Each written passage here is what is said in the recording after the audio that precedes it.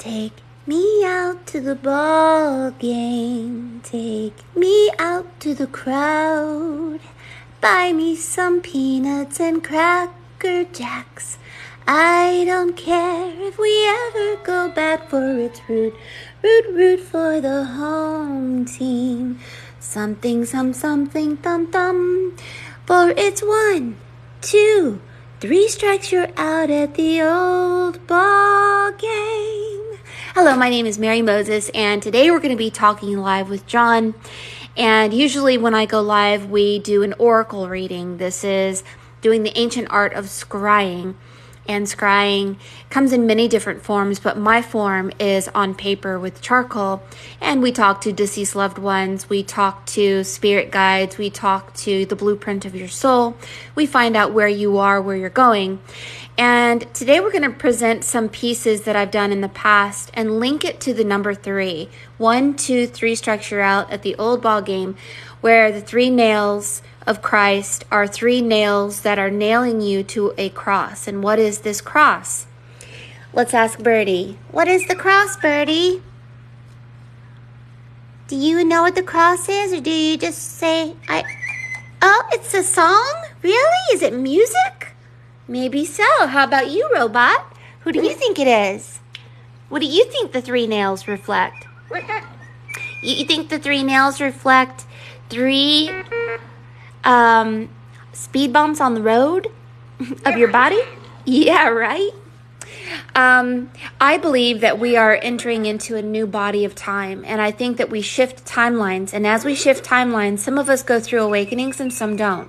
When we go through these awakenings, we, like a Mad Hatter, grow our consciousness like a top hat. And this top hat gives us information in order to expand and become more than human. We unite, giving with receiving, male with female, flesh with spirit, mind with heart. And we begin to use our mind, our body, our voice for a particular purpose. And it seems to be a divine purpose, seems to be an invisible spirit which speaks to us, especially our heart. And it encourages us to behave and operate differently than we once did. So once upon a midnight dreary, we lived at home with mom and dad. We were the carbon copy of mom and dad's beliefs. Then we went to school. We began to adopt beliefs from them. Then we went to college, or we went somewhere and became an intern or began working. And we began to be a carbon copy, an illusion of everyone else. And then one day, a little crack in our egg opened up, and we began to see something that was not part of the program. And these things and these visions and these downloads began to tell us, hey, you're more than flesh. Hey, you can shift timelines. Jesus calls it moving mountains. Hey, you're meant to be as powerful as Christ and more. Hey, become more. Don't look at the world. Don't look at your face. Become invisible and begin to change your diet, change your friendships, change your thoughts, change your memories, time travel, remote view, go back in time, save your inner child so that it never happened. The art of obliviating our past seems to be suggesting that the nails that hold us onto the cross, the 3 nails, 1, 2, 3 strikes, you're out at the old ball game, is being nailed to a belief system, being nailed to taking on the sins of the world. What are the sins? There's possibility that the sins that we have are that we were our father and mother. And so the generational curses, there are 7 generational curses. Of course there are. We have 7 chakras. There are 7 wounds of Christ. There are 7 spirits of God, 7 continents, 7 seas, 7 days in a week, 7 colors to the rainbow, 7 metals, 7 wonders of the world, 7 musical notes, 7 scrolls, 7 seals, 7 trumpets, 7 heavens.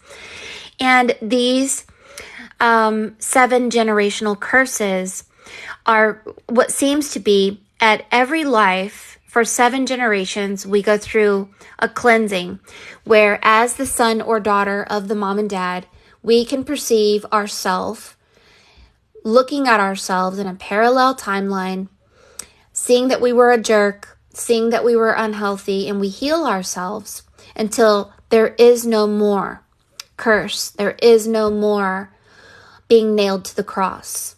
And when we are no longer nailed to the cross because we have heard how to completely pull them out, then we listen to John, because from there I have no clue. But the nails are very significant, and they are sent to us as metaphors or allegories in songs like the old ball game. There's 1, 2, 3 strikes, you're out, right? And I believe that if we forsake our crown, we forsake this awakening, we forsake the gift of receiving the golden ticket because of a myriad of things. If you have left your old world like Willy Wonka left his dad and created your own heaven, Charlie and the Chocolate Factory, and you have grown your hat or your head like a top hat like Willy Wonka, and you decide you want to invite people to come and see what God or the Holy Spirit has taught you, some magical things, and everybody gets a golden ticket. And you're like, all right, come one, come all. I know how to do some things, and I did so because I heard a voice. And if you want to hear this voice too, here's your golden ticket. And some people are afraid of power. They're afraid of themselves. It's not easy. So some of us turn into a Veruca Salt. I've done it. I've thrown a fit and felt like I knew more than God, and we get sent down the garbage chute. If we are like Veruca Salt's dad, narcissistic, arrogant, all about the mind, all about the physical world, and never even considers the invisible world, then this is a jerk that also goes down the garbage chute. And then there's Mike TV, who, when Willy Wonka says, just grab the ticket, time travel is possible. And Mike TV said, it is not possible. You don't know anything about science. You don't know anything. And Willy Wonka said, so you say, right? But there are personalities, and those of us who have eyes on our heart chakra or our third eye, and we can see the invisible. We can believe in magic. We can believe in things that aren't possible to other people, right? Greater is spirit within you than you are in the world. And if you can just reach out and grab that golden ticket, well, Charlie, you may just get into a invisible glass elevator and time travel and hover above the worlds, being able to and being given knowledge that other people are not given. This is why in the Bible it says the truth of God is kept for the glory of God. So the truth is kept for the glory of God. So this truth is coming out, and I'm excited about it. I think we should all be the Willy Wonka, and the Willy Wonka is WW, right? WWW is the World Wide Web, the Wicked Witch of the West, but Willy Wonka knows about the upside down world and how things aren't what they seem, are they, when we change it to the letter M. So there's secrets all around us, and these secrets are exciting my heart. I hope it excites your heart. So welcome if you're here. You are meant to be here today. Let's take a meditation breath. Wait, there we go. Deep breathing. Many of you ask about activating water and how water is so beneficial to becoming an oracle or to hearing God. And I wanted to remind you that your body is a super duper filter. So you can breathe frequency up your nose to your pineal glands. You have 88% water in your brain. So sun gazing with your eyes closed, breathing in that frequency up your nose. I use 528 hertz or 963 hertz.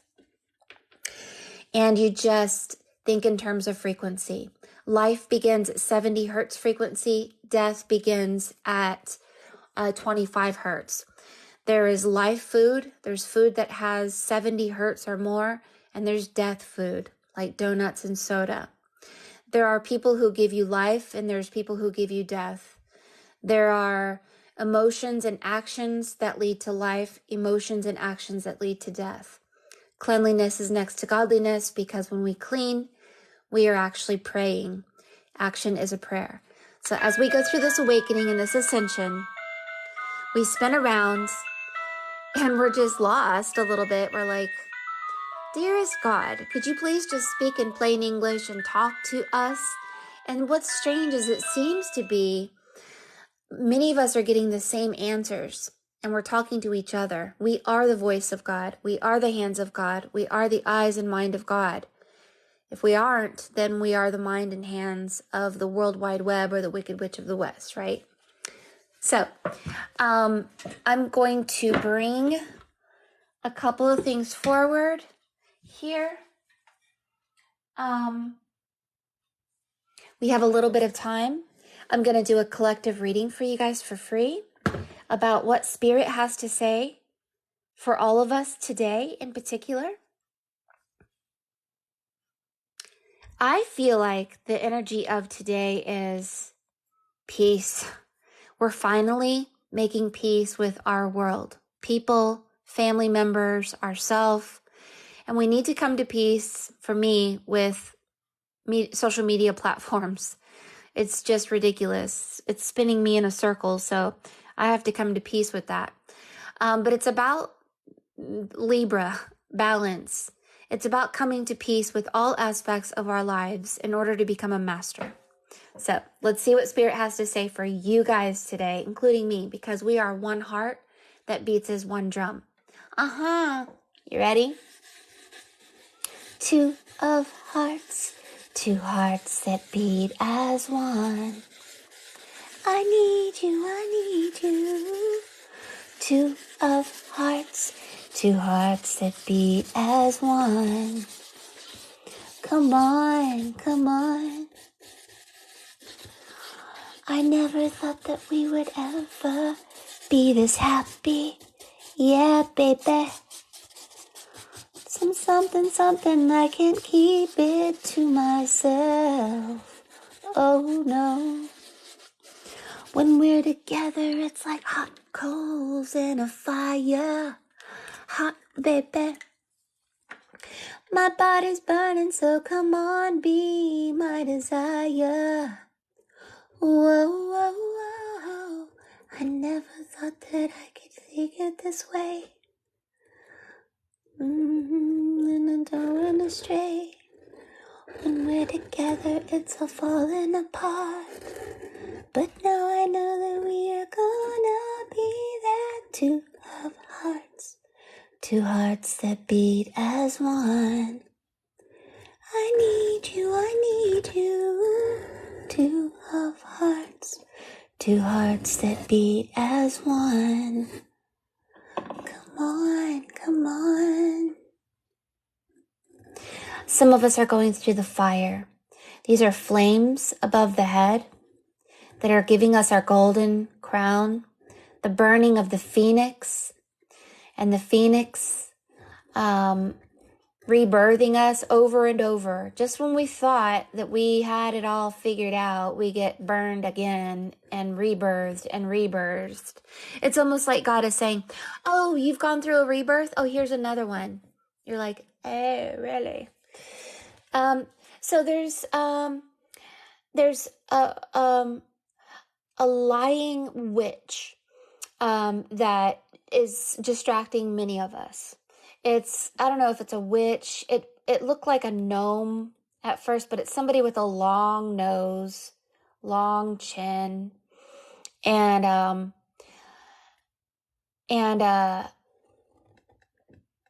is holding the letter U like a horseshoe, trying to take our luck. So when we believe, they have a book on their head. Let me explain what this means. And in a minute, we're going to be bringing John on. This is kind of like a forerunner for the introduction to John. So basically, when everything is mind, all right? So whatever you believe and I believe together it basically manifests, right?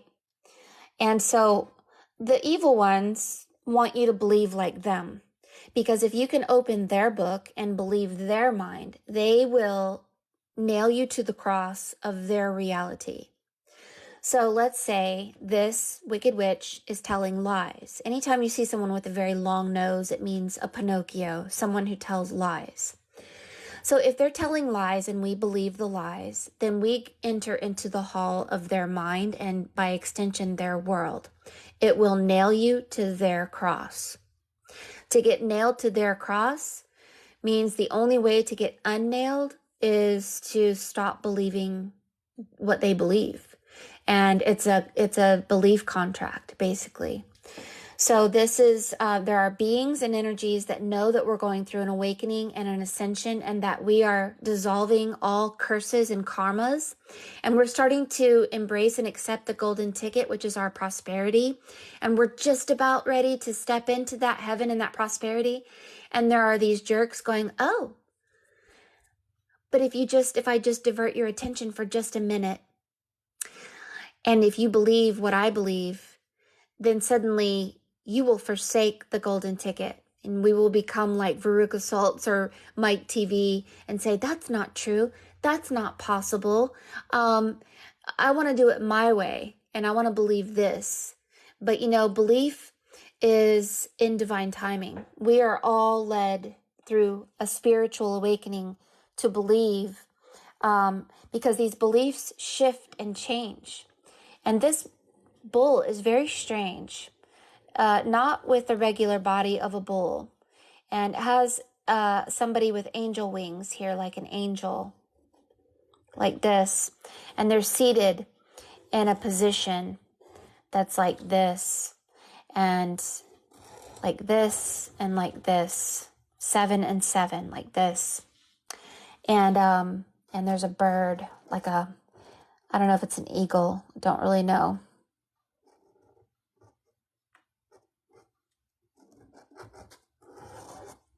But this is flying. This is about the ability to fly. Let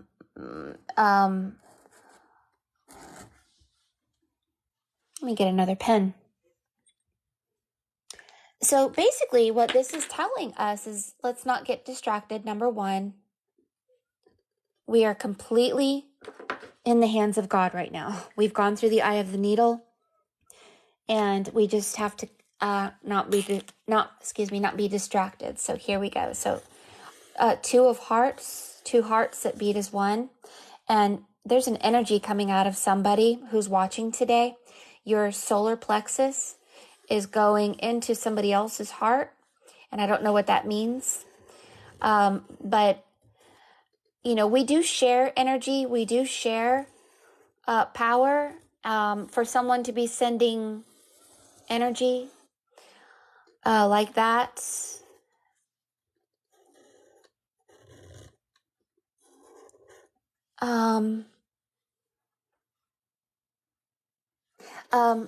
So I always tell you guys, once upon a time, we were in a particular house. There's somebody who's passed away who's coming forward to one of you. It's a female. It's an older woman.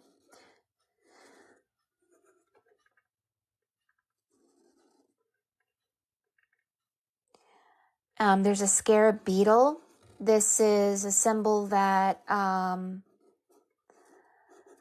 it's eternal life, living forever.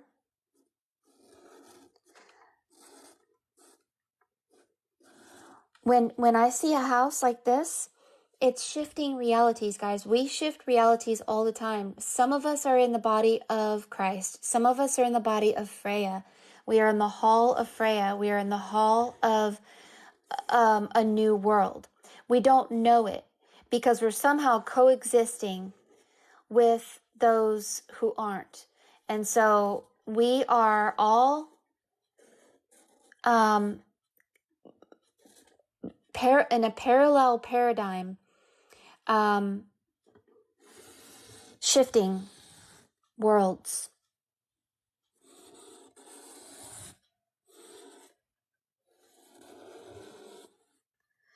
So some of us have achieved going above this and are in a world where we are on a throne. This means that we are no longer suffering the fools. We are in a place of becoming masters and teachers. So many of you guys who are here watching this is a communication that we are achieving greatness. Then there's this dragon here.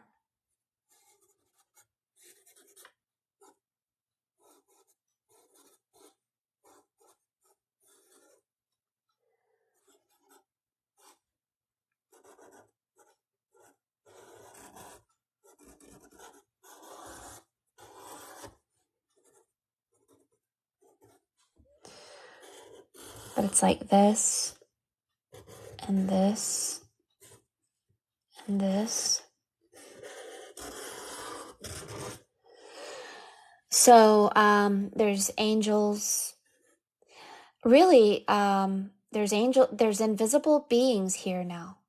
They're invisible. They're here. We can't see them. They're here. They're talking to us. They're protecting us. They're sending us stuff. Mine just sent me a dog. I asked for one. I said, if you're real, give me a dog. I was given a dog within a week. So we are no longer in the old paradigm. We're in a new world, and we need to start adjusting ourselves, including me. And I keep seeing a stingray, and I don't know what a stingray means. I really don't. But this also looks like a tree of life, and the tree of life are made of souls. And there are thousands of people inside that tree of life, of souls. And they're starting to fly away out of the tree like a bird. But they came from the underground. They went up the tree. They became part of the tree, and then they left the tree. This is another allegory of being a tree here. And it's also an allegory of being a Christ on the cross and being off the cross, meaning we are no longer in the age of Pisces. We are in the age of Aquarius. But the room that you're in, the classroom that you are in, is not the same classroom that I'm in. Some of us are in the same class, like me, John, Stephanie, and Opal Star seem to get the exact same messages. And so it's like we're the four corners or something. But many more of you guys are starting to see what we see, and we're starting to be in alignment. So we're in the same class. But just because we're in the same class doesn't mean that you guys aren't in the same school. So y'all may be in the school, and the room that you are in is connected to the Egyptian Book of Gates. So you may be in like Hogwarts or Slytherin, Hufflepuff or Ravenclaw. Oh yeah, Ravenclaw, or Slytherin. So we're all in different bodies, and all of these bodies, this is a body, that's a body, this is a body, that's a body. Thank you so much, Queen Karma, and Queen Karma too. Queen Karma gets a lot of very similar downloads. You are all in a different body. Some of you guys are in the dragon. Some of you are in Ravenclaw. And these are different lessons. And look, if I have a different perspective than you, it doesn't mean that I'm wrong or I'm right. It means that the class that you're learning is teaching you a different perspective than I'm learning. And that's okay. You may be learning about the color of things, and I may be learning about the shape of things. And someone else may be learning that shapes have a frequency and a sound. And someone else may be learning that these shapes can either go up or down, like gravity, quantum physics. And all of us have a truth, and it's all true about the same shape. But you get it, right? That each class. And so what we're being told today, right now, is let's not judge the seen or the unseen. And there are angels around us right now, if you want to call them angels, that are here helping us in the invisible world. They are here. They're talking to you all the time. They love you. They're so happy you're here.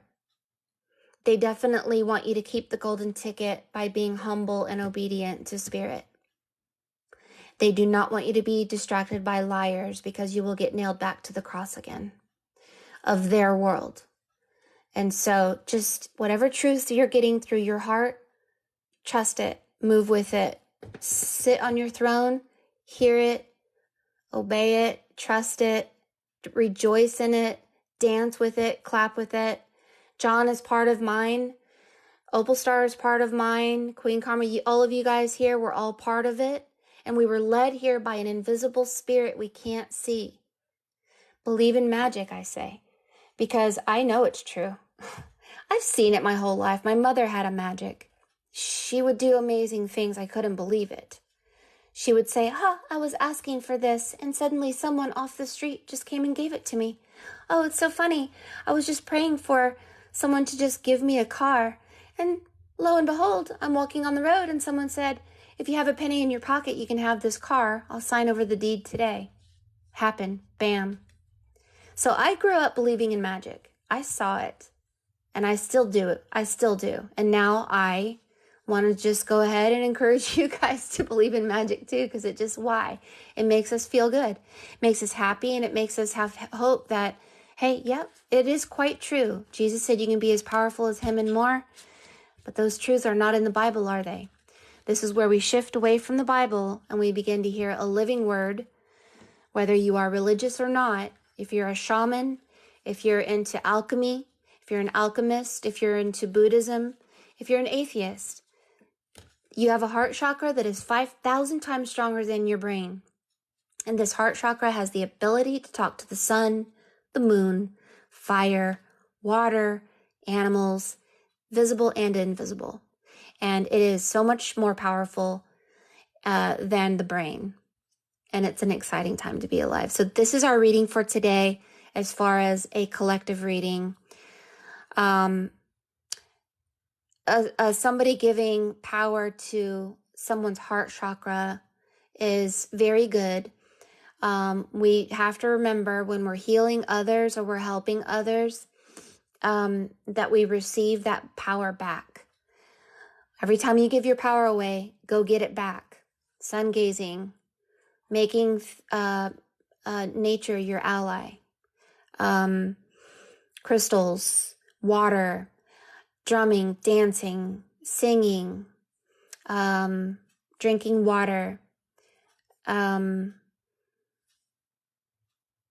For me, rolling around in glitter, playing with my dog, things like that, or even cleanliness can actually collect power. Putting leaves, fresh leaves over your navel area right here, especially the dark green part from an oak tree, will seal any chakra that you have that is feeding somebody else if you're not doing it intentionally. Seal it in the physical, then imagine it being sealed, and then thank the angels for coming and sealing it also.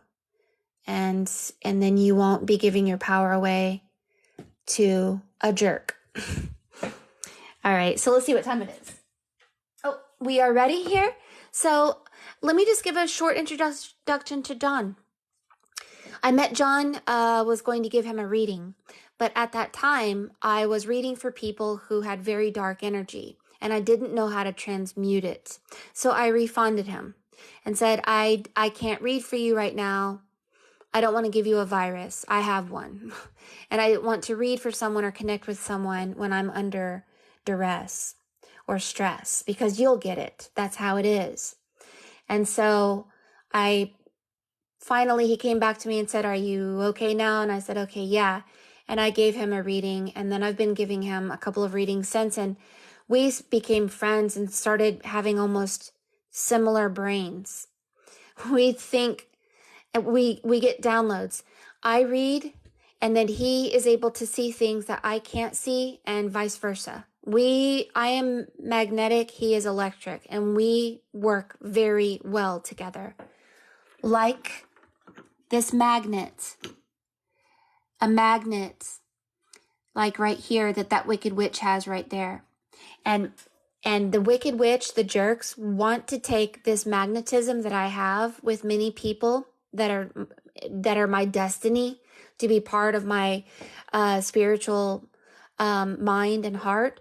There are jerks who know that we have a magnetism and they want to take it so that you will be go back to being stuck in a world that is false, basically.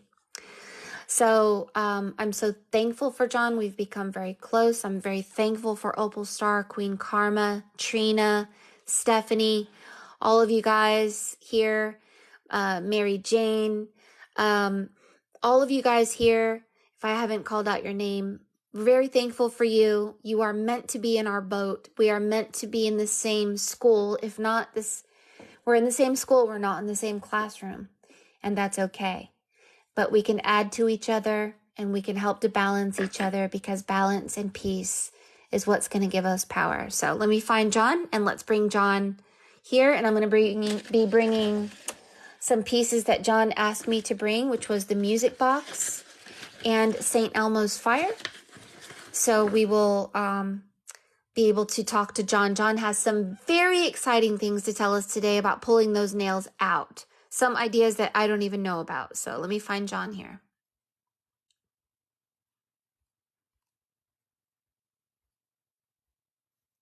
Do you guys see John? Let's see here. Boop.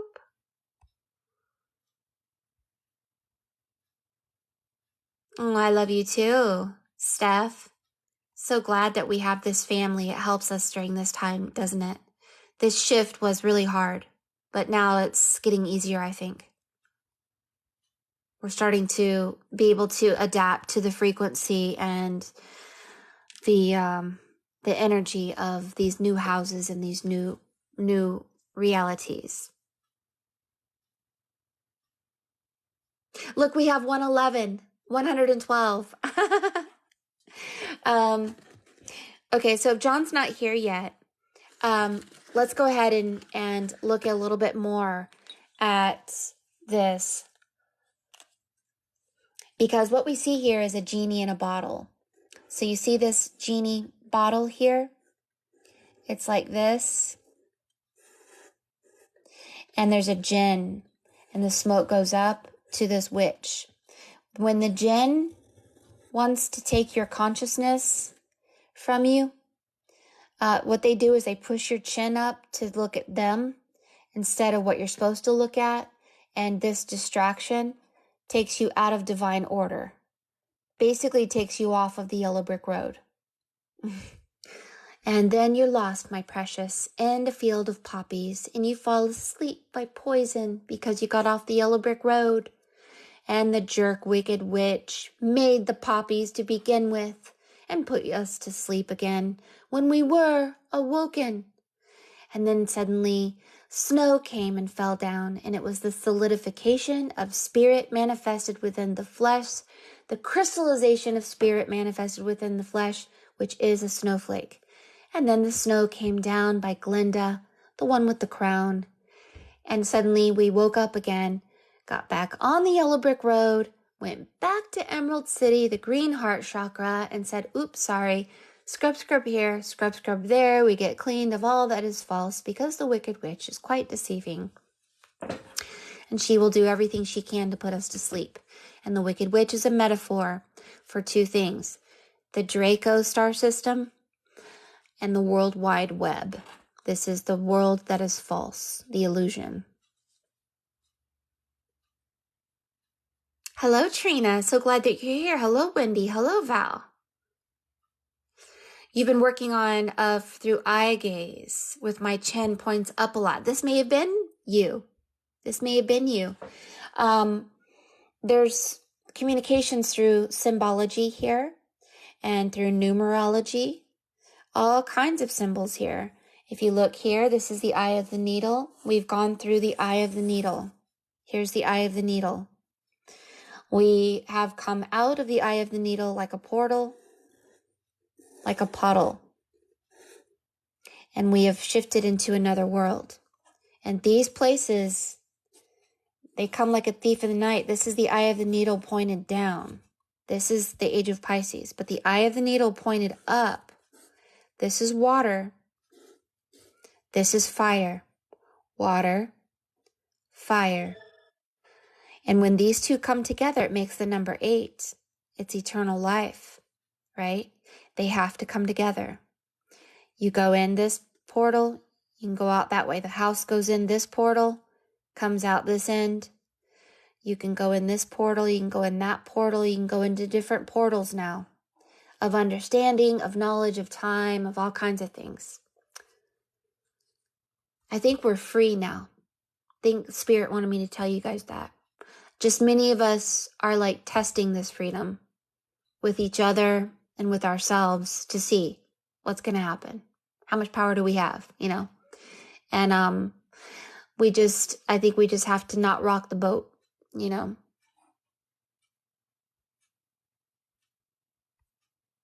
You guys let me know when John is here so we can give the introduction to John.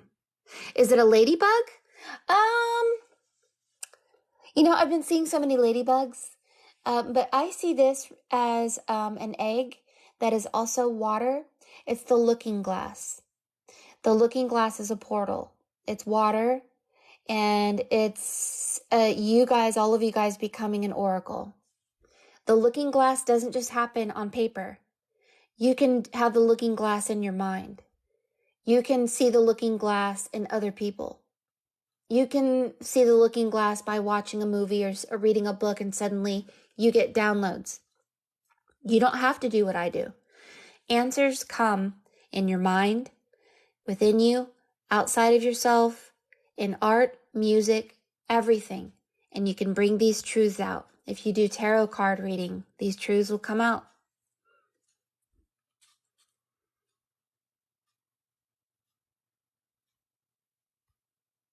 Yeah, nature too. Yes, definitely nature. Oh, you feel so free. I recently walked away from a huge deception, an amazing experience looking back. Oh, I love that. That sounds like a song. I feel so free. Hey, free and recently rhyme. Hold on. I feel so free. Recently walked away from a huge deception. An amazing experience. Looking back. Da da da da. I swear I can make some songs out of your comments.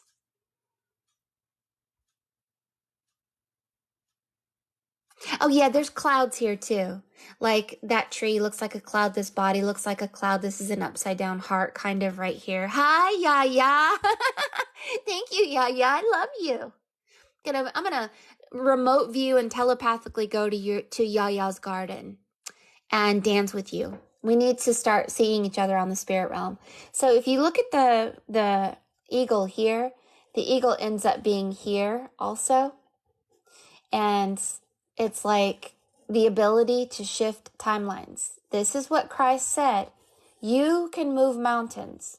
So yes, we can. We can move mountains, shift realities, shift timelines, put ourselves on a place where we are not seen or detained by wicked witches or the dark ones. We should not be in the field of poppies. We should not be off the yellow brick road, the golden ratio, the golden age of Aquarius with our golden crown. We should be on a path that is divine. And the wicked witch wants us to be off our path. Because if you follow this like this, it goes golden ratio right there. Follow it.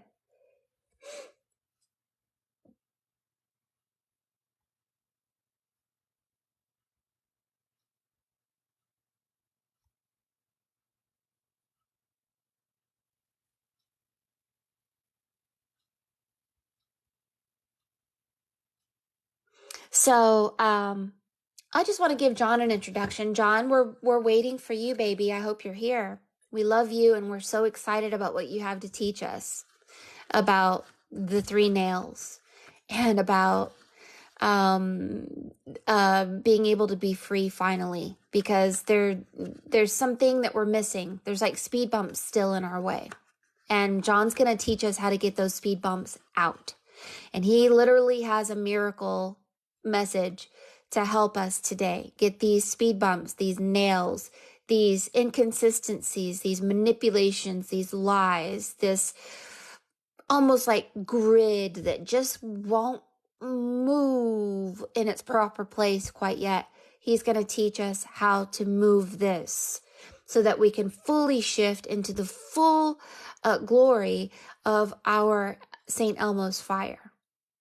And so St. Elmo's fire was a piece that I did while John was live, and he's going to talk about this as well, because St. Elmo's fire has sacred geometry connected to it, numerology, action, thought, word, and visualizations that we could be participating in our own way, so that we get the nails of deception out of our spirit and get rid of the curses, get rid of the karmas that are keeping us hindered and locked in any kind of reality. Let's say that you just have a piece of yourself in the land of the poppies, or the Wicked Witch of the West, or some other place. Just one of your hands is still there. This is going to help us get in our entire body in alignment with what we know and we believe is a train that is leading us to a better world, right? It's almost like the choo-choo train is just on the track. We're all seated in the seat. We're waiting for something starting to roll. It's not going full speed. It's like we're waiting for what, right? I love you, Yaya.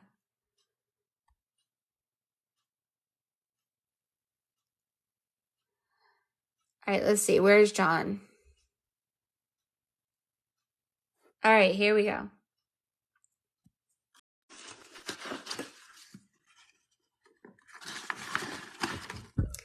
Hello, John.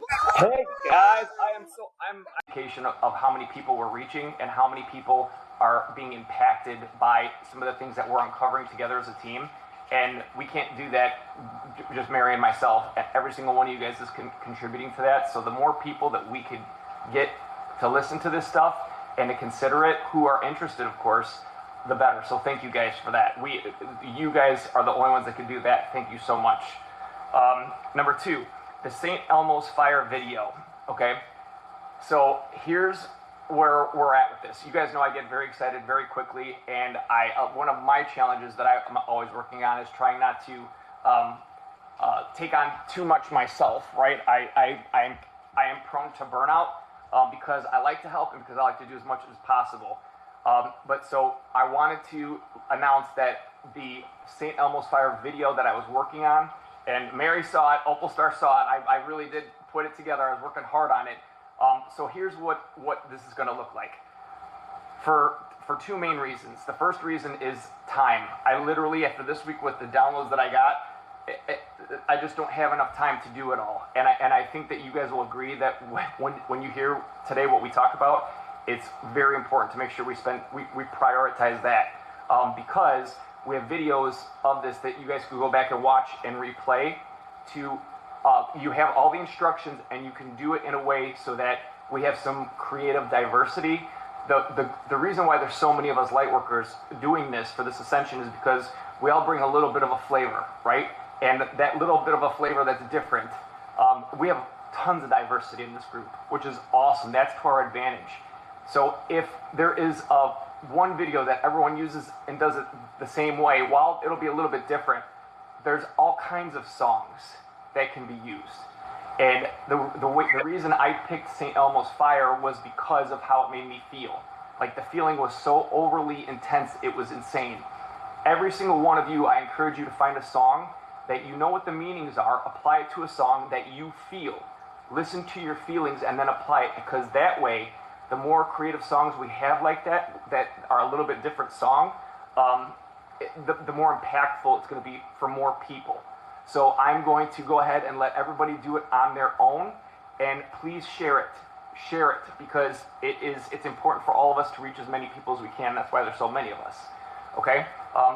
Opal Star, a side note, that's why I was laughing when you did your pull. plus the whale that came up because there was something that Mary had to do with the dolphin this week, and Mary, that goes back to your piece that you did for Jeff. Wait till you hear this. So, the third thing, I will not have time to share everything today, okay? I'm going to go over connections that I believe are priority for us to share today based on the overlap that Mary had in her pieces. So that is what is prioritized today.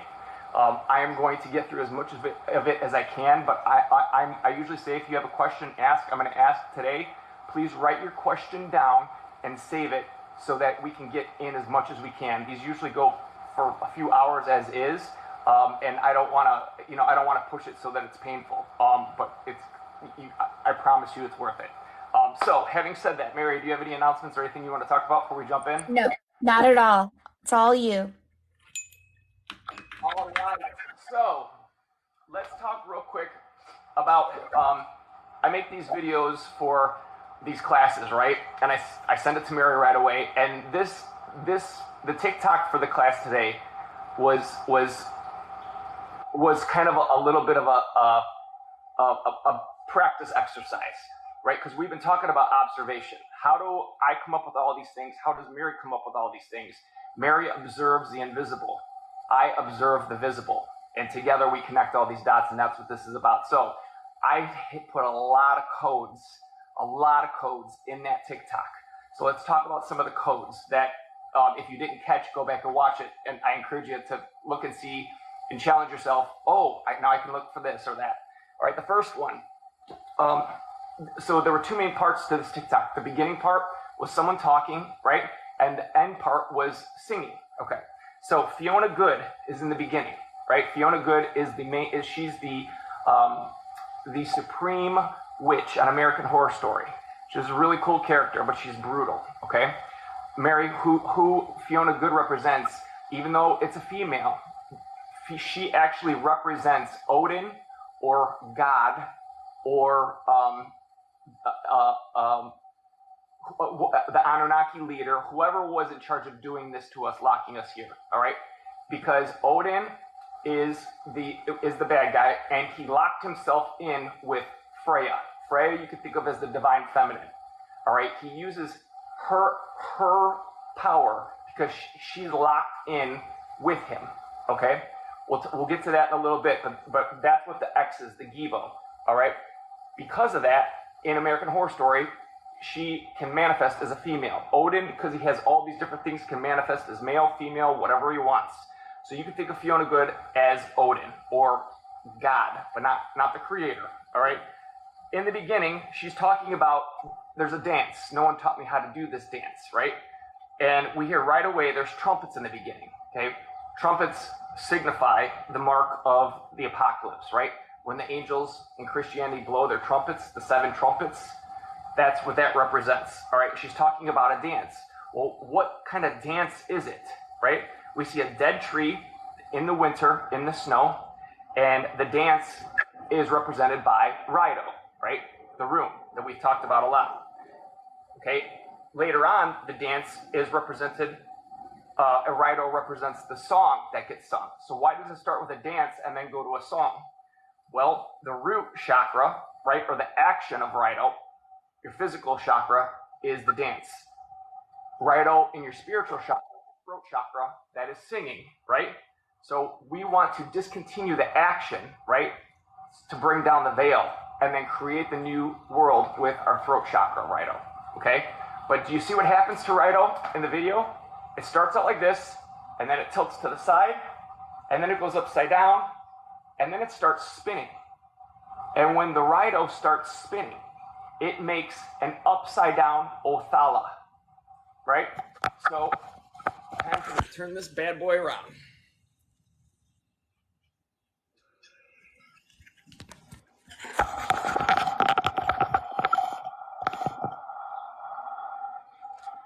Okay, so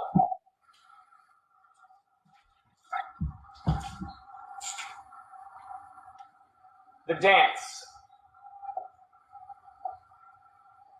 Rhino, okay? Then things start to slow down. It turns to this, right?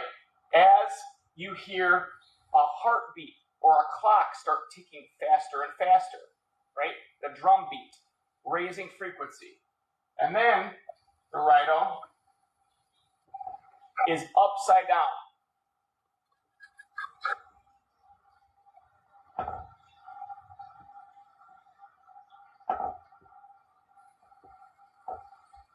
So it goes, this is how it's drawn. It goes x-axis, y-axis, z-axis, which is spinning. When this spins, this is what it becomes. This is called Othala. That is the last room out of all of them in the 24 Elder Futhark. This is the mark of Odin, all right? What this really is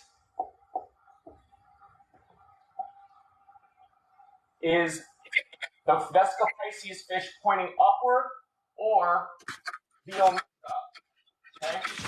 It's the Oh, wow.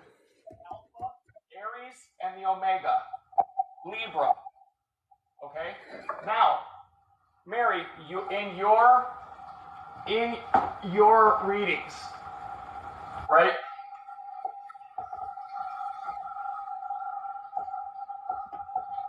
We have seen this. We have seen this, right? Mm-hmm. This is the Vesica Pisces symbol upside down. This is the same thing. This is this. This is the northern fish of Pisces falling from the sky from Aquarius's water that comes into the air, and then it lands in our cup.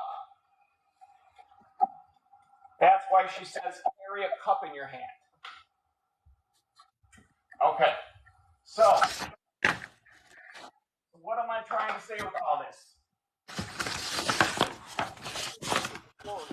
Than just one way. So we know that Rido, right?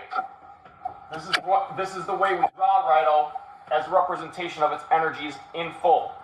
But when it's like this, it represents Libra. When it's like this, it represents the upside down Othala. And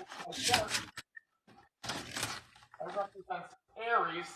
So what I'm saying is that the way a letter or a symbol is drawn changes its energies, changes its sounds, changes its properties.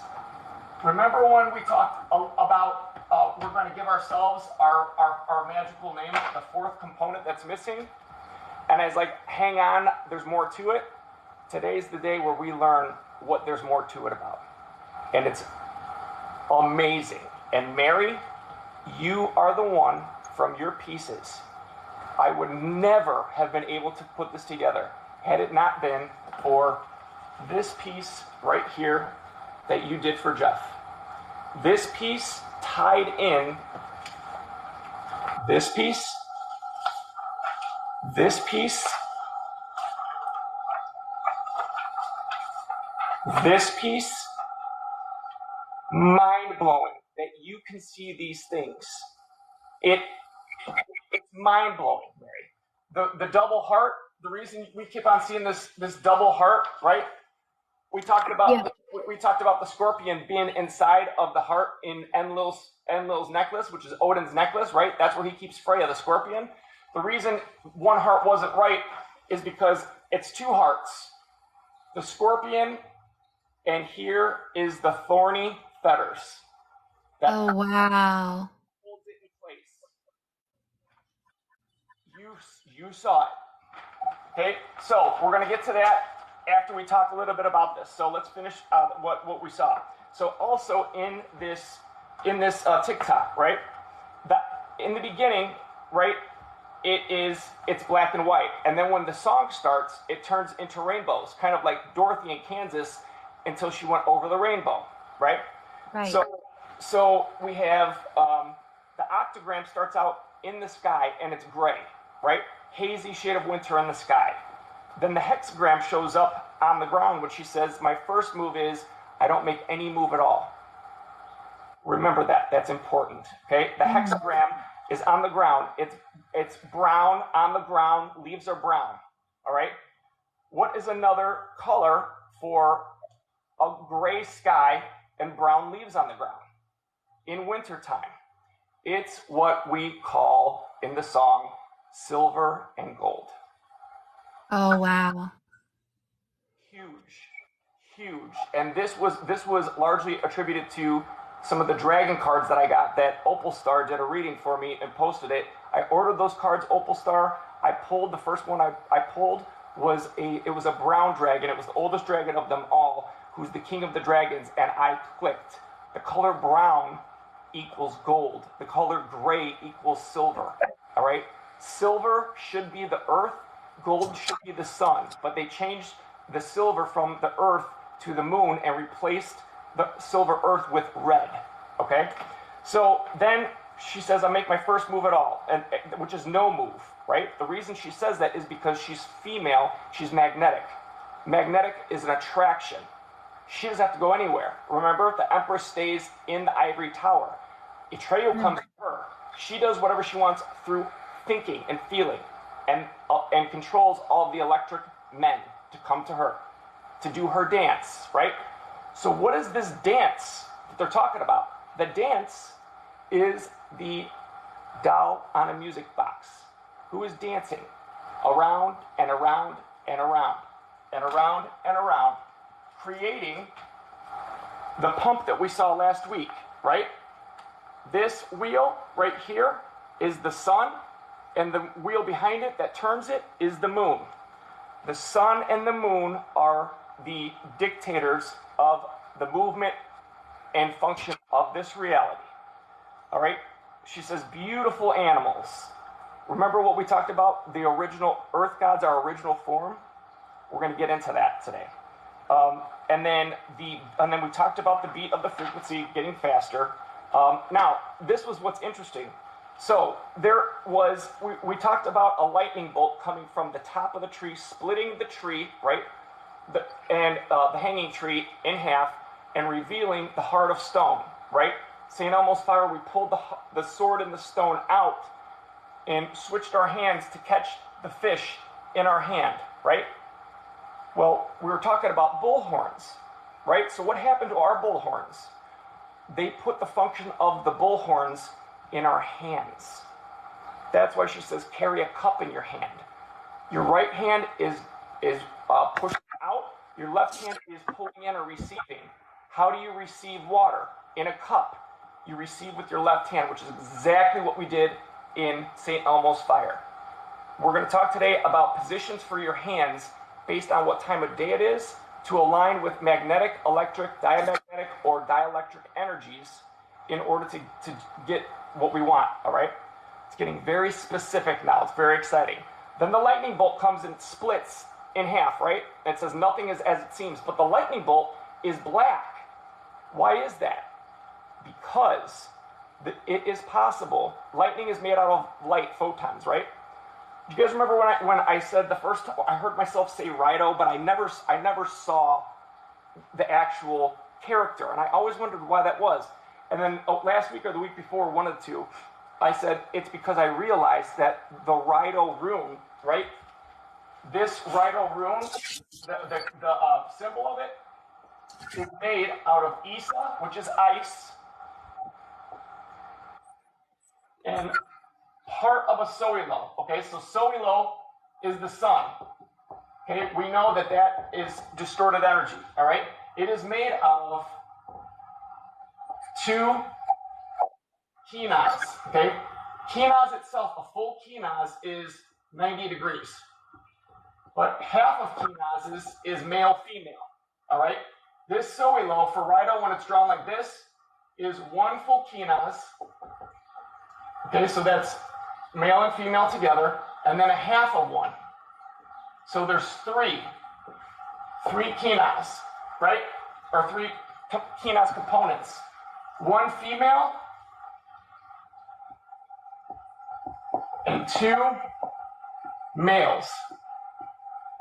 Father, Son, Holy Spirit is the female, right? So what they did in this, the reason they were able to get away with three is because they combined the Holy and the Spirit. They combined two of the forces together, what we know as electromagnetic energy. I'm going to show you how they did that today and how we determine. Wow. Okay, so so the lightning from the sky, right, is from the god Zeus, the god of thunder and lightning. He uses Thor's hammer, okay? Thor's hammer, this part is the hammer side.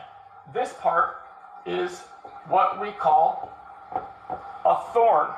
No good. This is the stem of the beautiful red flower, the red rose. You guys noticed that when the crack came, there were red flowers falling down with the snow.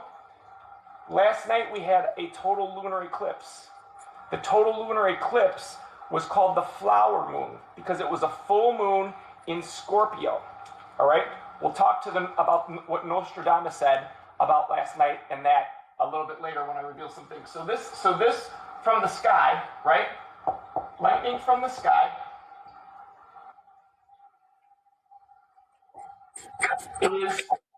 is from Thor's hammer, right? But if this is from the sky and this is red, right? The thorn is on a red rose. So if this is red, then we talked about also that in order to make sound, and from the sound, we can make lightning that goes up, right? We talked about the octagram and how when you make waves around it at the locations, 1, 2, 3, 4, 5, 6, 7, 8, 9, in the middle, it makes a pulse wave, right? That wave is made of water, right, which is the code for ether, the invisible energy that's all around us that matter is made up of, that is affected by speech. So by doing the right kind of rido on the ground, right, which is in this case singing, we can make a lightning bolt go from the ground upward instead of from the sky downward. But since it's made of sound, it's not made of light, it's invisible. That's why the lightning bolt in the video is black. And what does the black lightning bolt do in the video? The black lightning bolt in the video is what makes a rip in the veil. The veil comes apart. Rido sound, your voice. Okay?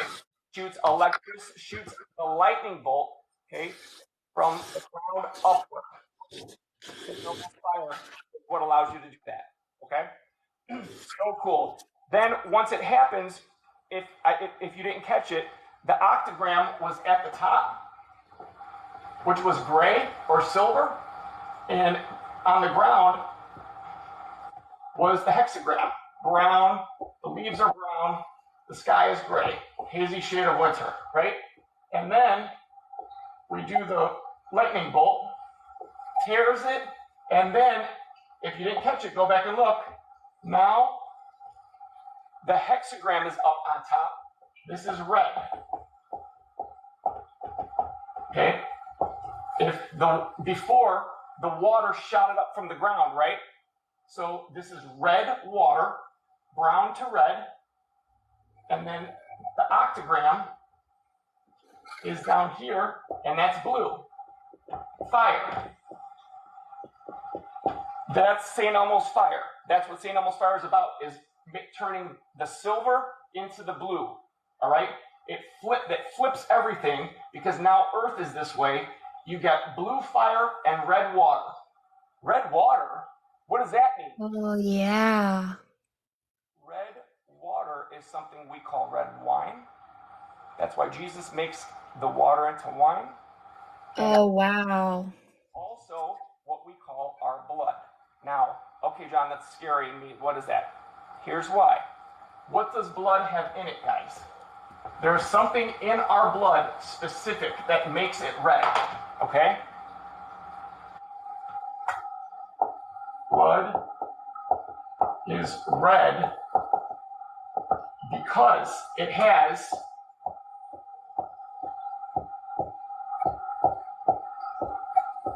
iron. Iron, Angrabodas tree, the tree that splits in half, right? It's the ironwood tree. Iron is also iron is what starts the spark, right? A spark of light is what initiates a process, and once that process is initiated, it will keep going forever if it is powered by sound. So you need light to start a reaction, the spark. We have it in our blood. We don't need lightning. We have it inside of us. Okay? When in the Bible, when it's time for the apocalypse and the return and all that stuff, all of the waters turn red. I don't know if you guys have seen, but there are multiple bodies of water, huge bodies of water around the world that have turned blood red. People are saying, "Oh, it's Christ is returning." There's not a man returning. Okay, when they say Christ, what they mean is Christ consciousness. It's not any one individual. It's all of us. It's knowledge of that. All right, and the reason that turns red is and they've tested the water and they say there's more iron oxide in it.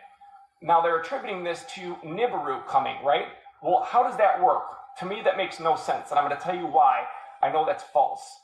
Because about planets and stars, I have a big reveal. It's going to blow your mind. It changes everything. What's happening is there's more iron in that water because spirit is getting activated in that water, right? So remember I said before, fire is spirit, right? Right. And water is ether. It takes 3 fires to make 1 water. So you could think of 3 fires to make 1 water, all right? 3 blue make 1 red. So if St. Elmo's fire is coming into the water because we talked about the earth got her octagram, that's why the waters are turning red. The waters are turning red because she has life force back in her water, just like we have life force in our blood, and we're putting it there for her. Okay? Yeah. So, now, so the dark lightning is a tear in the veil, okay? That is the pulse wave.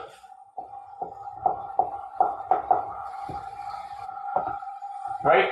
The pulse wave, the dark lightning,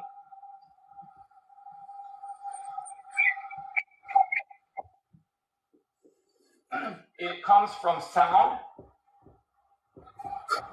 okay, which is rhino. See how I drew it? And it is from synchronization of movement. Dance. Together,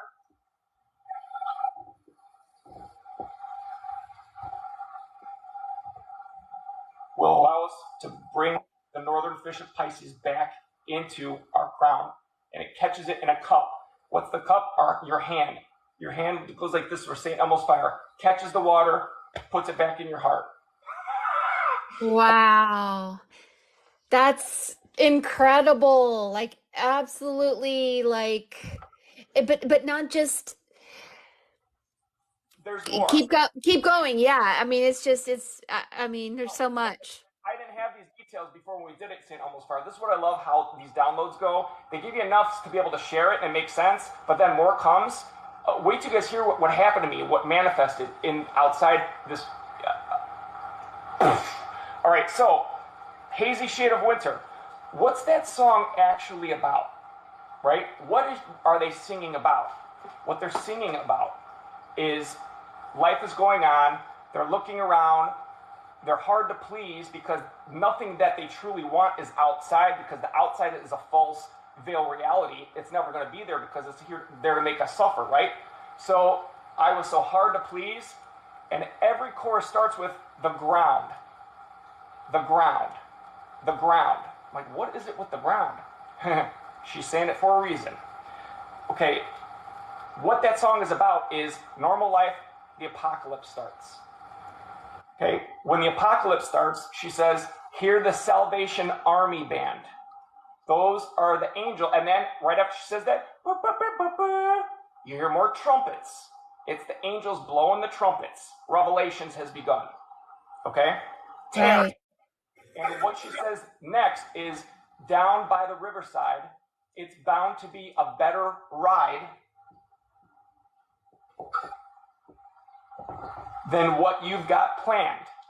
Carry a cup in your hand.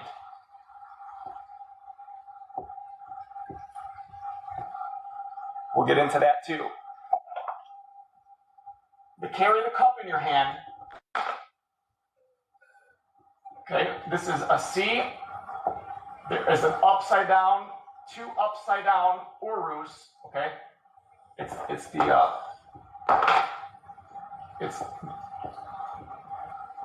room that looks like this, right?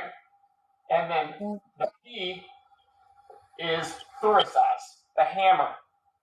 Okay, fire, water. So an urus by itself is fire. All right. How do you change the polarity of it? If you flip it upside down, now it's water. Fire, water. And you got to get the male, female, right? Add it together, and now you have this. Okay? Here's your cup. This is the same thing as a kayak. Okay? How do you get a kayak? This is Ophiuchus. Okay? How do you get that? You take the male and the female, and you put it together. Makes your boat or your car.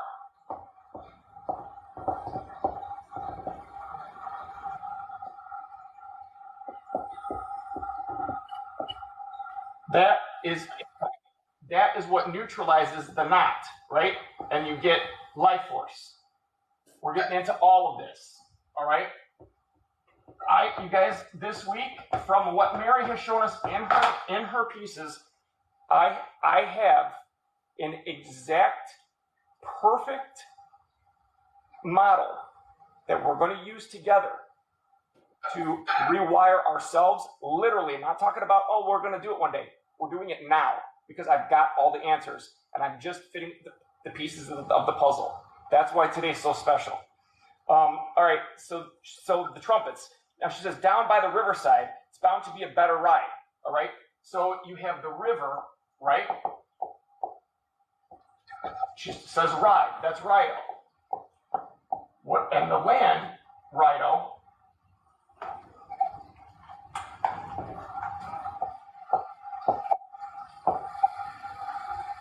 The land Rido is the car, right? That is Ka plus R equals A. A is spelled E-H, but it's what we use as letter A. The river, it's upside down, right? The river is what we call a kayak, a boat. Ka, ya.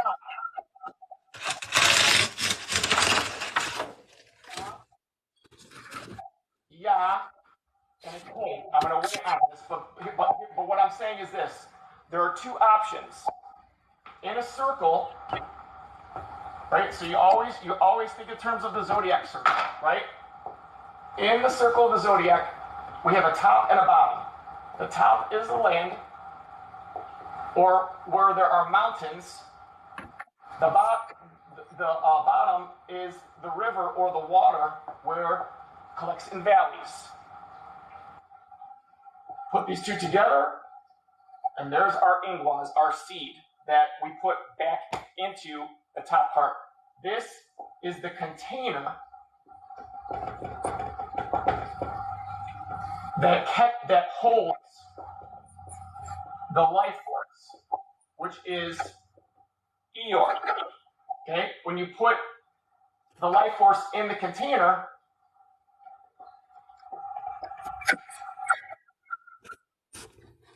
there's the 8-rayed star, the octagram. All right.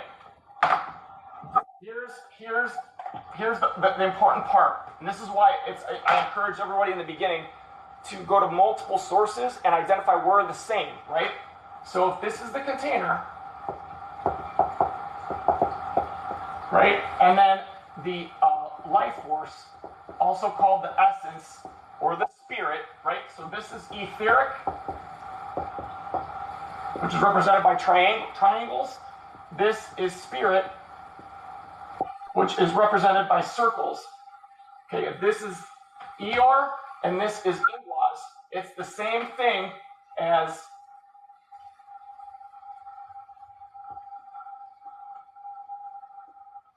the kayak. This is land. This is water, the kayak. Car, boat, the cup. Okay, this holds salt. Remember, Eeyore is salt, which is land, right? What happens when you put salt in water?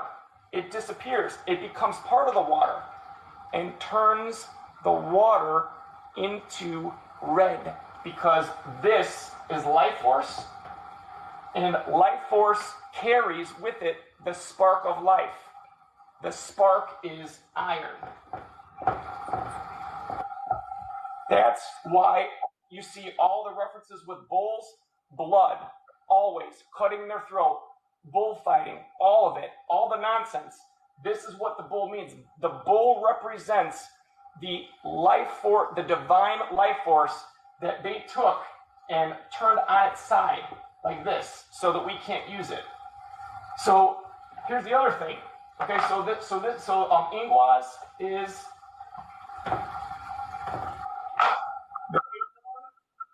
the same thing as the cup. Okay, that's the container. And the life force, this is salt. This is the acorn. Container, life force, right? Then this is the boat, kayak. And what goes in the boat? Water, right? That is iron. So, John, when we often for the last 6 months have seen us all in a boat, are you saying that we should put water in the boat? What I'm saying is that when you put water in the cup, by catching the Pisces fish in the water that comes down, right, in your hand, you're catching it in your bullhorns. You put it in your heart, and a boat manifests for you, because what that does is it completes. Right now, we have the land part, right? This rhino, right? We need to catch the other one, which is the fish, this rhino. And when we do, they form together, and there's the fish that comes in. So hold that thought, Mary. I'm getting to it. So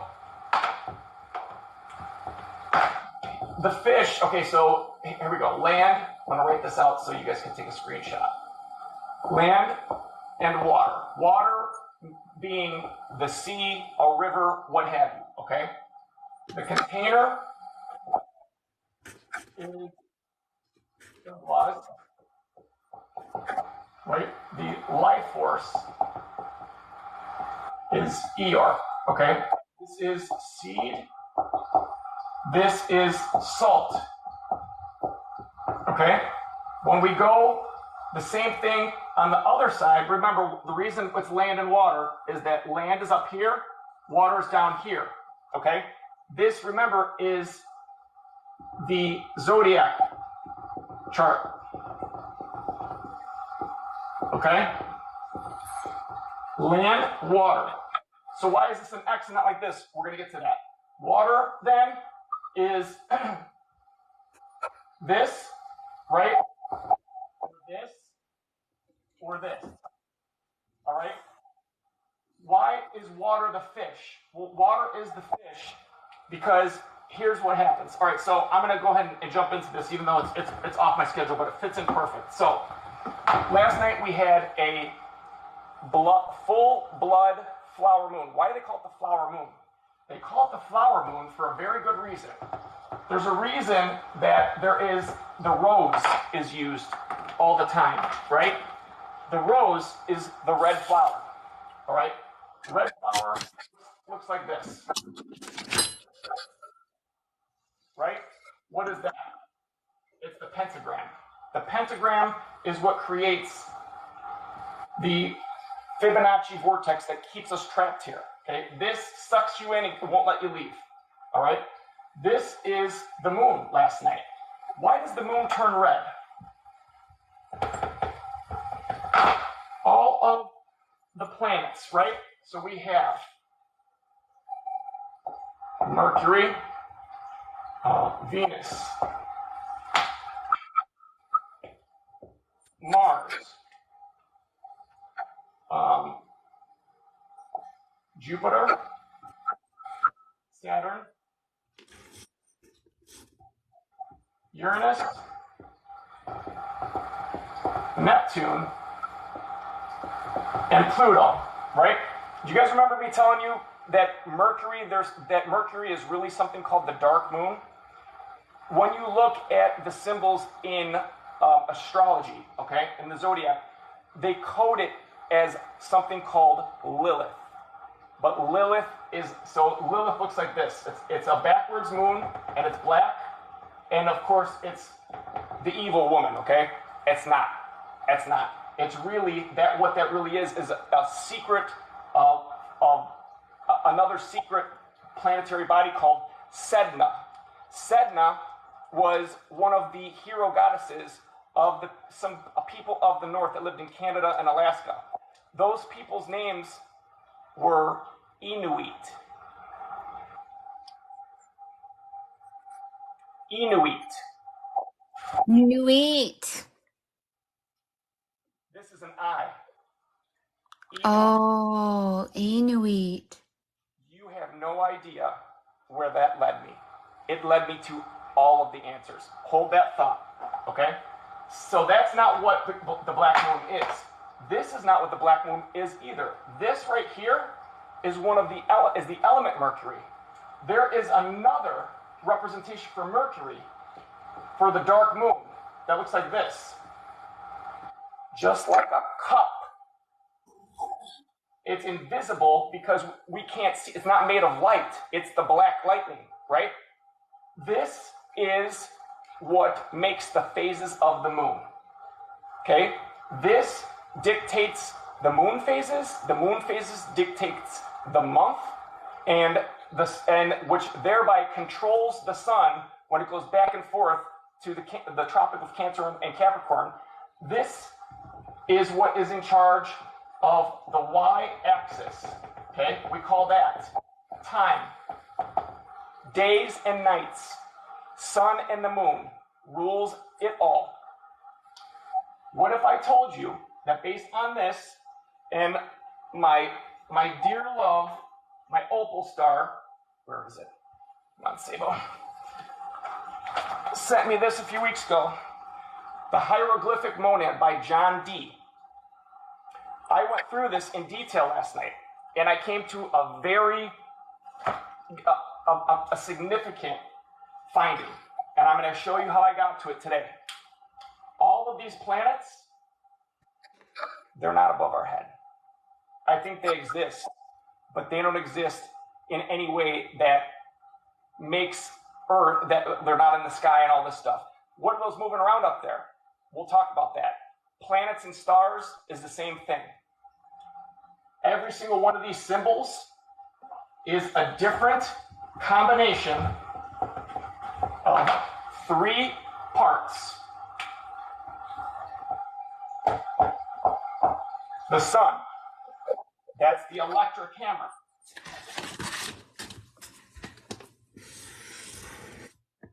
The moon, okay? That is the, like this, pointing downward, right? The T, that's the tree that the hangman hangs from, all right? And then the last one is dark Mercury, which is this. New moon, moon, sun. This controls this controls this, all right? So what that means is that this is the same in all four quadrants, right?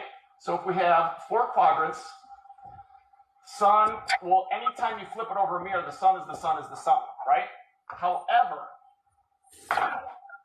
that's because the sun is supposed to be there, but it's hooked up to fallen technology. But when we look at these other two, the moon, right? The moon starts here and is like this. Flip it over this way and rotate it. Let's see. So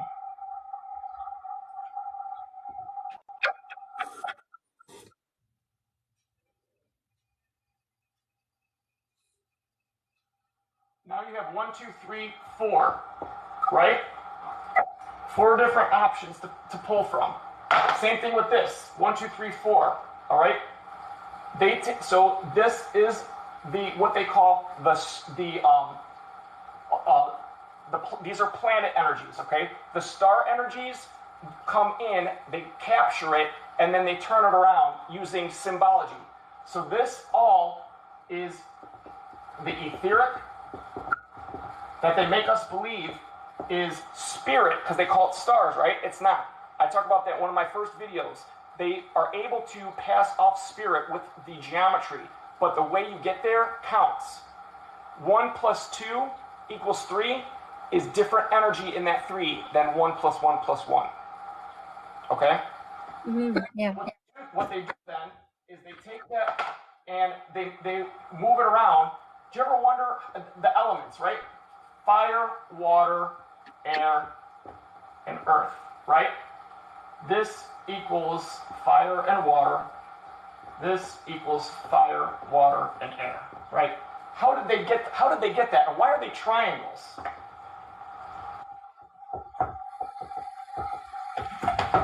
Those elements are made artificially because they're a triangle. They're made from 3 fallen groups of ingredients. Okay? And those 3 ingredients are mercury, sulfur, and salt. Not the same salt as this. It's a different symbol. Same word, different symbol. This is how they did all this, guys. Remember I said it's all about resonance? The same, if 2 different symbols have the same sound, you can transfer energy from this symbol to this symbol. But you could also move it from this symbol to this symbol, backwards. This is how we're going to fix all of our energies, make how we want. And the way we do that is through this process. So let's actually get into this now. Okay, so so first of all, how is this even possible? All right, so we have the zodiac wheel. So this is Aries, Cancer, Libra, and Capricorn, right? And then we have all the other signs, but then we have the stargates, right? The stargates make the octagram, and that's where the power's at, right? So this up here is the fire abyss, this is Ophiuchus, this is Orion, and this is the water abyss, okay? Fire, water, air, earth. That gives you the upside down fish, okay? How were they able to change this, right? Here's what they did. They used a tool called Dagas. It's a rune. This is the other rune that I saw with Tiwaz on my door. Okay, what it represents is the still point, the 0 point, the eye of the needle that Mary talks about. So it is the same idea as this Vesca Pisces, right? Eye of the needle. But it's the opposite way. This is day and this is night. Okay? So Dagos literally means day, but it means time into polarities. And they're able to take Dagos and they place it on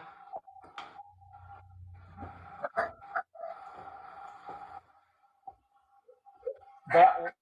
All right? When they do this, then, Dagos is the x-axis, right, which is horizontal, and then they also draw it like this. So then they need to do this one, right? So it's a tilted Dagos. That gives you the number 4 and 4. Okay? That equals the y-axis, okay, which is up and down. If they lock that in, now that makes 8.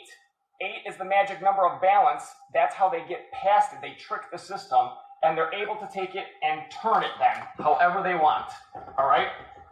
The important part to remember about Dagos is that Dagos is basically the duality of our reality, all right? So Dagos, therefore, is also what allows them to lock in Libra, which is sunset, and Aries, which is sunrise, right? This is Venus, this is Mars, it's what the planets are, and it locks this in. That's their salt. What their salt is, that symbol carries the energy of Mars and Venus. This is also known as your rising sign. Okay? What's the opposite of this? The opposite of this is called your midheaven.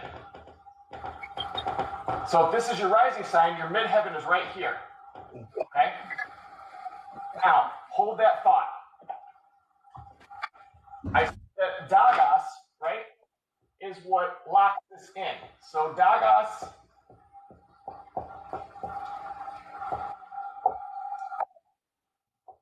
now remember what I said about the x-axis.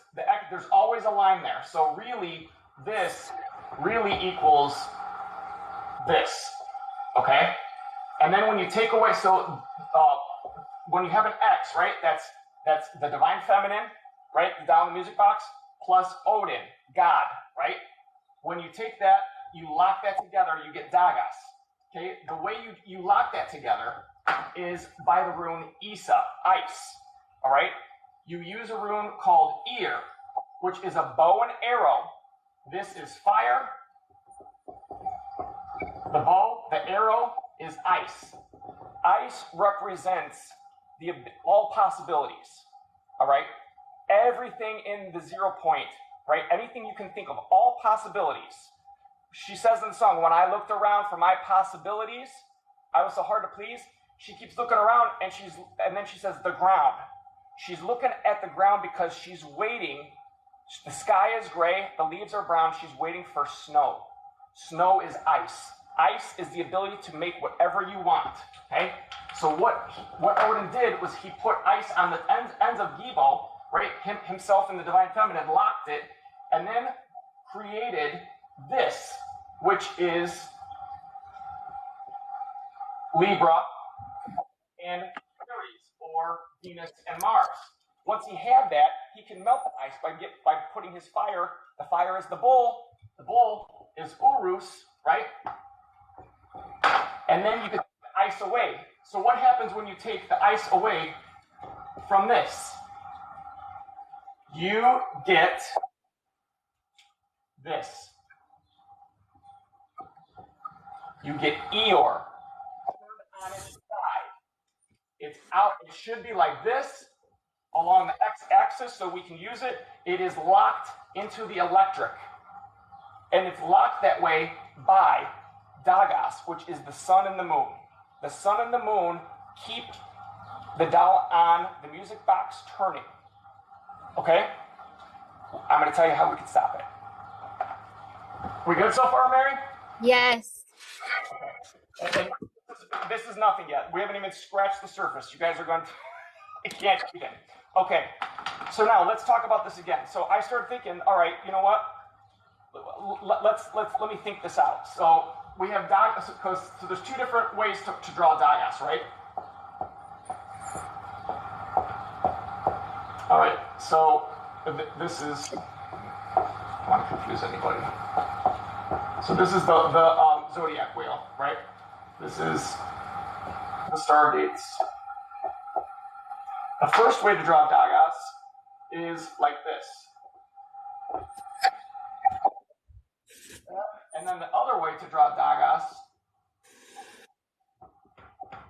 I'm going to shorthand it, you guys know what I'm doing here, is this, right? In order for them to make the false Eeyore, right? Because like this, or Eeyore starts out and it's like this, right? And I shouldn't draw it like that. I should be using blue. Eeyore is like this. That's the true salt, right? That belongs inside of the seed, right? And that's what makes the octagram. Right now, we don't have that. We have Gar, which is the seed that is ruled by the combination of Odin and Freya, God and the divine feminine. If you draw this, again, you see Eeyore on its side because it's controlled by Aries, Mars, and Libra, Venus. All right? The way that they can do that is because of this. They rotate Dagos like this. And then you have, this is Cancer and Capricorn. All right? This is what's important. This Dagos is ruled by Aries and Libra. Okay? That gives you the x-axis. Okay? This Dagos is ruled by Cancer, the moon, and Capricorn, Saturn. Okay? That gives you the y-axis. Those geometries like that, once you set it up, define it, is what takes the life force Eeyore, turns it 90 degrees. Remember, 90 degrees, every time something moves 90 degrees, it's out of phase, right? We have 1, 2, 3, 4, 5 chakras that have vortexes going this way and this way, x-axis, right? Parallel to the ground, x-axis. We have 2 chakras, our crown and our root, that go up and down. That's the y-axis, that's magnetic. We can't sense that because our 5 senses are directly connected to our 5 chakras that go this way, back and forth. This is electric and dielectric, okay? That's how they're able to turn it on its side, out of phase. So, how do they do that? Here's how. You guys, we have the most miraculous, incredible technology that is already in us. And it's our mind, our feelings, all right? So there's 2 different ways, there's 2 different Dagos. Okay, this one, let's talk about this one first, okay? This one is the x-axis, and that is Libra and Aries, right? Or Venus and Mars. What that does is it takes the circle and it makes it into an X, or it makes it into Gar, right? This, this is like this, you have the 4 forces that we call magnetic is the north, the south is diamagnetic, the east is electric, the west is dielectric, okay?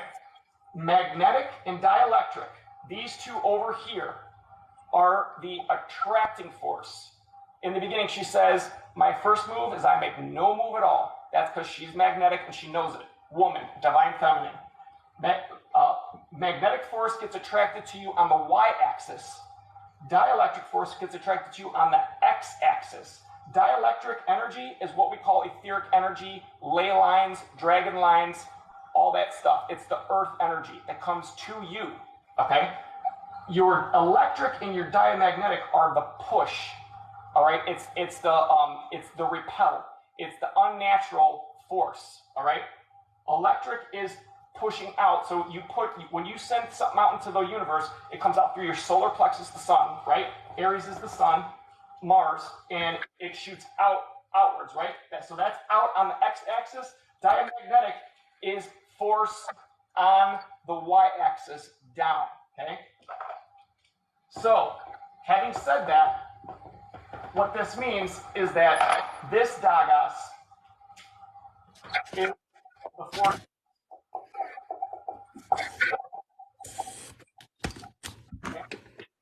Now, having said that, this Dagos, poor John, is what we call the you know, so hold that thought. We'll get to that in a minute. We're gonna stick on this for a minute. All right, we're in 3D, right? Third dimension. Really, we're in the fourth dimension because we experience time. Time is the fourth dimension. We just can't perceive it, right? Because when you're in the fourth dimension, you could see past, present, and future all at the same time. They don't want us to know that. It helps us be fooled, right? So that means the three dimensions, there's only one force in each dimension, okay? The fourth dimension, time, is magnetic. Okay, so we have magnetic equals the pull of the y-axis, okay? That equals time. 4D. We're not in 4D, are we? Not right now. We can't perceive past, present, future all the same. So that's how they tricked us. How did they trick us? By not letting us experience the crown and the root. They kept that out of the five senses.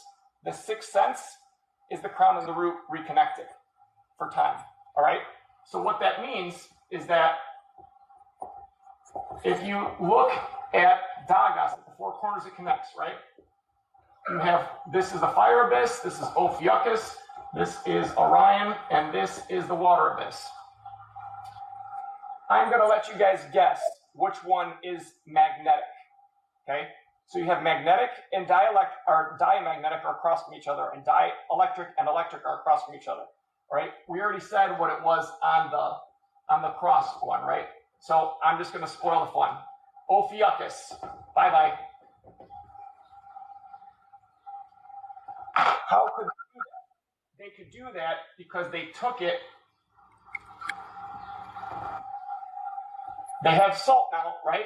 They turn it upwards like this, and they take this part, and they use their looking glass technology to fold it up over this. There you go. It's a reflection. It's an artificial reflection that's inverted. Now we have this. So what does this mean? Okay, well, guess what? Guess how we got our letters? We got it from the symbols of the zodiac. So here's what the letters are. See that? That's the fire abyss. That looks like the letter A. This, if we take this and we rotate it on its side, we get the letter E. This is actually, so here's the secret of Dagos. So there's this through this, right? There's that line through it. That's what makes Eeyore. Well, if you mess with it more, if you manipulate with it more, what you can get is you just take out the cross in the middle and you get the letter H, okay? That's why the letter H is silent. It can affect wherever it's at, and no one says a word because it's silent. Real cute. You turn H 90 degrees, and you get the last vowel, I. The missing vowel The missing vowel was Ophiuchus, right? That's the letter U. Ooh, ooh. The reason they picked H for this is because it's silent. Okay? So then the god Hu, H-U, is really pronounced ooh, and they used it because that name is the vital force of the bull. Okay, St. Elmo's fire. Okay? Now, they flip this over, right? So what happens if you take a U and you flip it over? Well, you have a U on this side, right? You have a U on this side, and you flip it over, you have a U on this side. That's what gives the letter O in the middle, okay? So in terms of the vowels, here's how this works. Now, they do keep the letter U in there because they have to. Because without it, we can't use it, right? But they use it in words very strategically so that we make life force energy that goes to them without any interference. So here's what the final map looks like.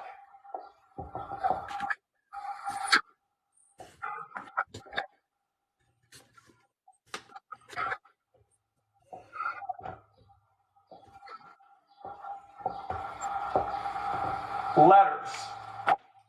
We have, vowels. A,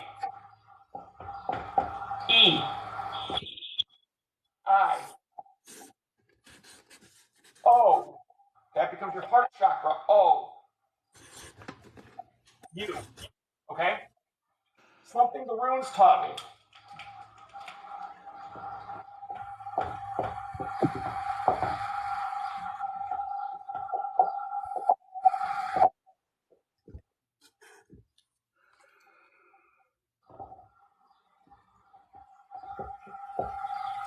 How many sounds are there for the vowel A? Okay, so you have, let's not start like that. The way you really sound, the natural A sound is ah.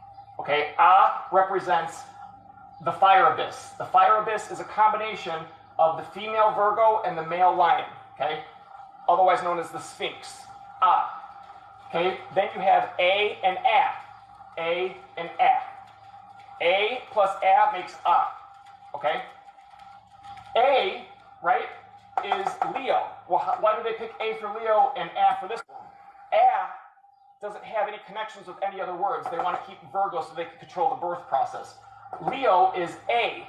A is the real sound of the letter E. E is Orion, the silver gate, right? E should be A. So this is A. They assign the sound E to Gemini, and they assign the sound E to Taurus. E is the most infrequently used E sound, which is why they put it with Taurus. That's where the secret lies. Taurus and Virgo. Okay? This is the power. This is the birth of the power. Okay? The Eeyore, life force, and the container that births it. All right? Why is this one E? This one's E because it allows it to establish resonance, i.e. control, over I. The letter I is pronounced, the main sound of it is E. Okay, then you have I, which is Pisces, and I, which is Aries. I is the least used, which is, not Aries, Aquarius. I is Pisces, right? I.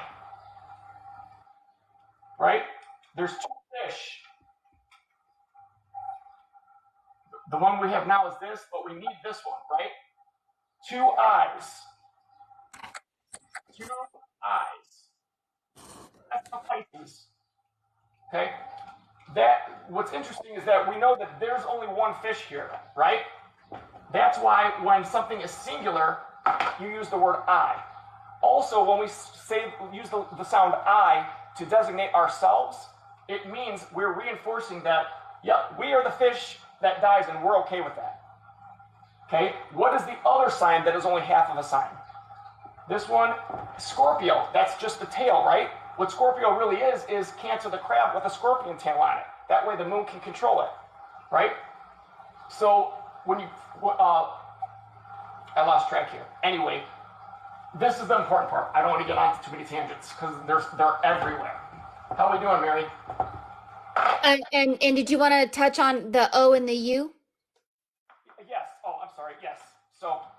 So the O is in the center because it rules everything, right? It's the bullseye. It's the bullseye. Oh, and why did they put that in the center? Because the letter O shares resonance with the circle that they assigned to spirit. That's how they're able to trick us into thinking that beautiful white light we see when we die is spirit. It's not, it's etheric energy. They're using symbology to do it, and our consciousness plays it out. Okay, the letter U, okay, let's talk about the O sounds. You have O, you have ah, right? Well, that sound ah is really A, right? And then you have oo. They put the sound oo into O and then assign the letter U the sound U.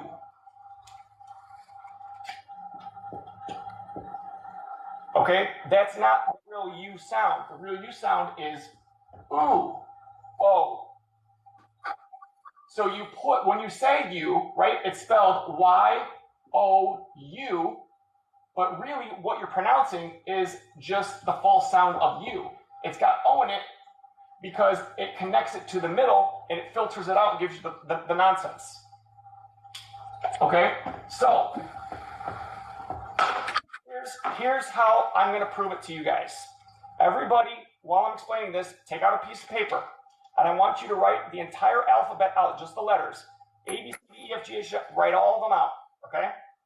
And while I'm setting this next part up, I want you guys to spell out, it doesn't matter how you spell it, if the spelling's correct or not, the important part is spell it in a way where you're going to be able to know exactly what the sound is. So spell the letter A. Spell the letter B. Spell how it sounds. The whole alphabet, go. I'm gonna set up this next part.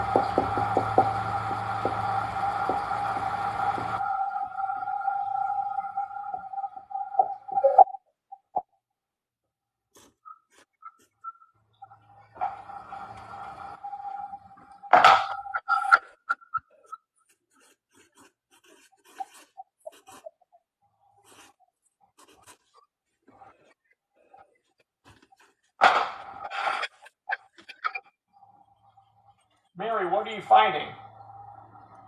I'm finding that some words have letters in front and some don't. What about the sound? What vowel sound are you finding in every single letter? E. What is E? It's the false A. It's the silver gate of Orion. Osiris. Odin. God, you ever notice that Odin, Osiris starts with an O? Yeah.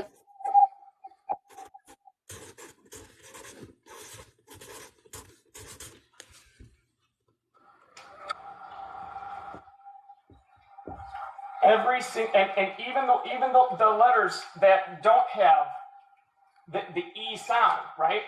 Some of them, like the letter A, right? A is not, the sound A is E. A goes to this. B, C, D, E, F, F, F, G, H, I. I is this one because it's the fish, us. J-A-K-L-L-E-F-L-M-N-O.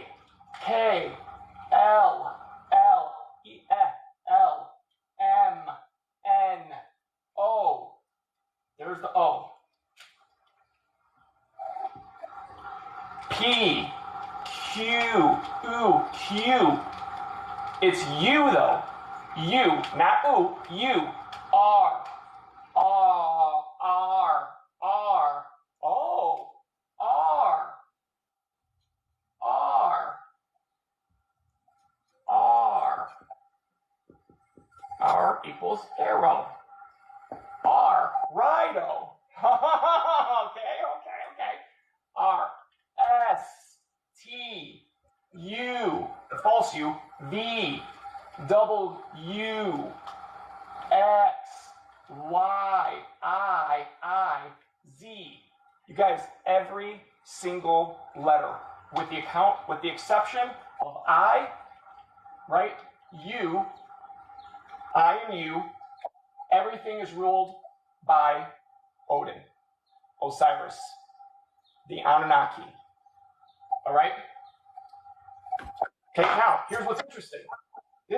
So remember what we said when we talked before about that we have two major imprints on us, right?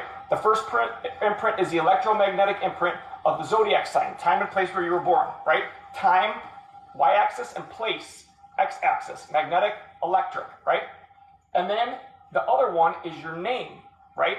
Your soul contract. That's dielectric, diamagnetic. What's interesting about the zodiac, this system, right? It's made up of letters, right? So if you take a symbol, this is called Aries, has letters attached to it, right? It is given a number sequence based on the time of year, right? Aries, number 1, and then it also has a symbol. Our name, therefore, should not just be letters. It should be letters, numbers, and symbols. Okay? Here's how this goes.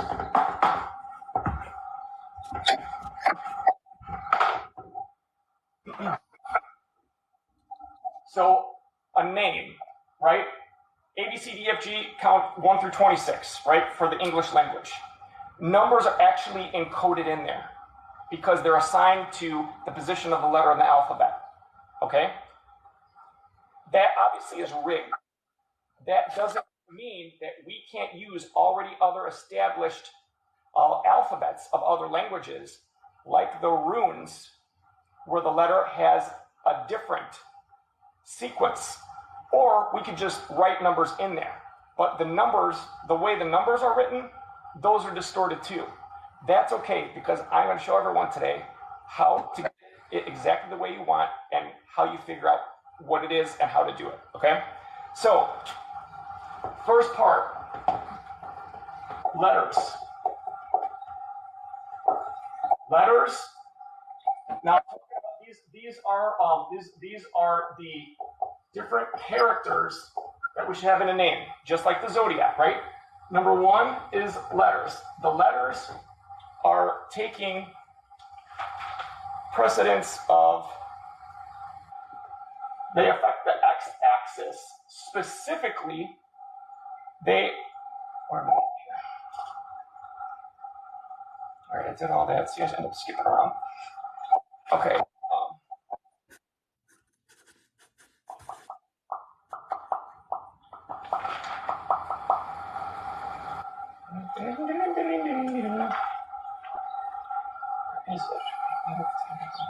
Okay, here it is. X-axis. Right in front of me. Jeez. Okay, so the x-axis, so it's the horizontal, all right? Which the x-axis horizontal is also directions. What we call north, south, east, and west. Okay? This. Not northeast, northwest, not that. This. Okay? That is the Dagas that is like this. Tilting. Okay? That is why the temperance card, they're holding it 45 degrees. They're pouring the sands in the hourglass out because it's controlled by Aries and Libra, and you only get to live a certain time because they're taking the rest. Thank you very much. Directions, all right? Also, space, okay? Space or land. Land. That's this. Okay? That's the Kinas, that is the male.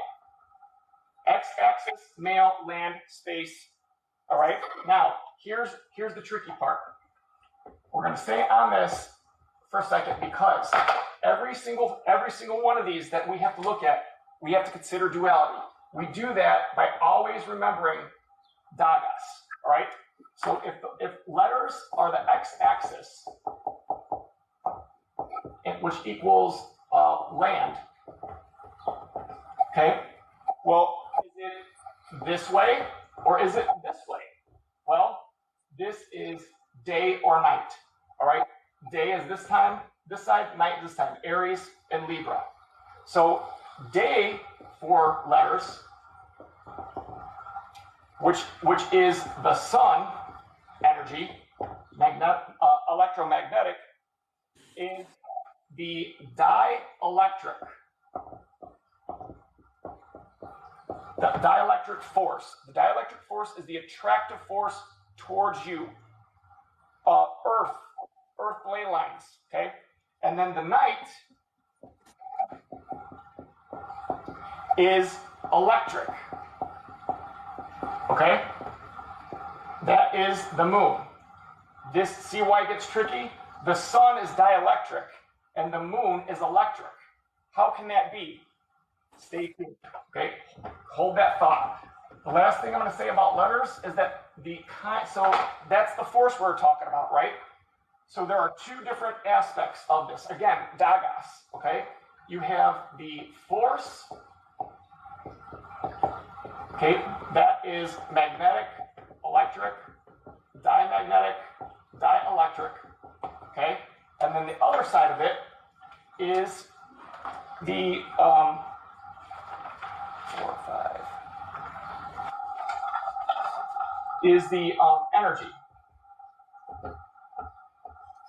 Okay, the energy, the shapes of the waves. We talked about this last week. All right, the shapes of the waves. So we're talking about spirit, etheric, and physical. Right? Sine wave. Okay.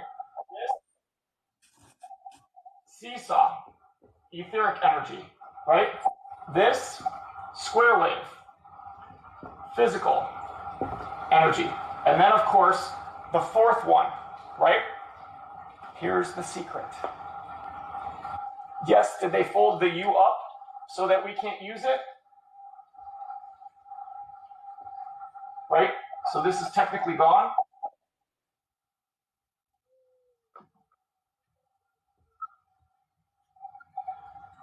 They did, but there's the triangle. That's why we use triangles, okay? But here's the secret. This is A, E, I, O. O is U. Where is U? It's O. It's in our heart. Last week we talked about where do you send the octagram. The middle is 9, right? You shoot up from the water starts going in the octagram and it shoots up in the middle with the pulse, right? From where? From your heart. We have to be laying down because this is x-axis. To affect the magnetic y-axis, you have to be laying down. There's the black lightning that shoots upward. That's the arrow. That's why the letter R works, right? Righto. Shoots it up. Really,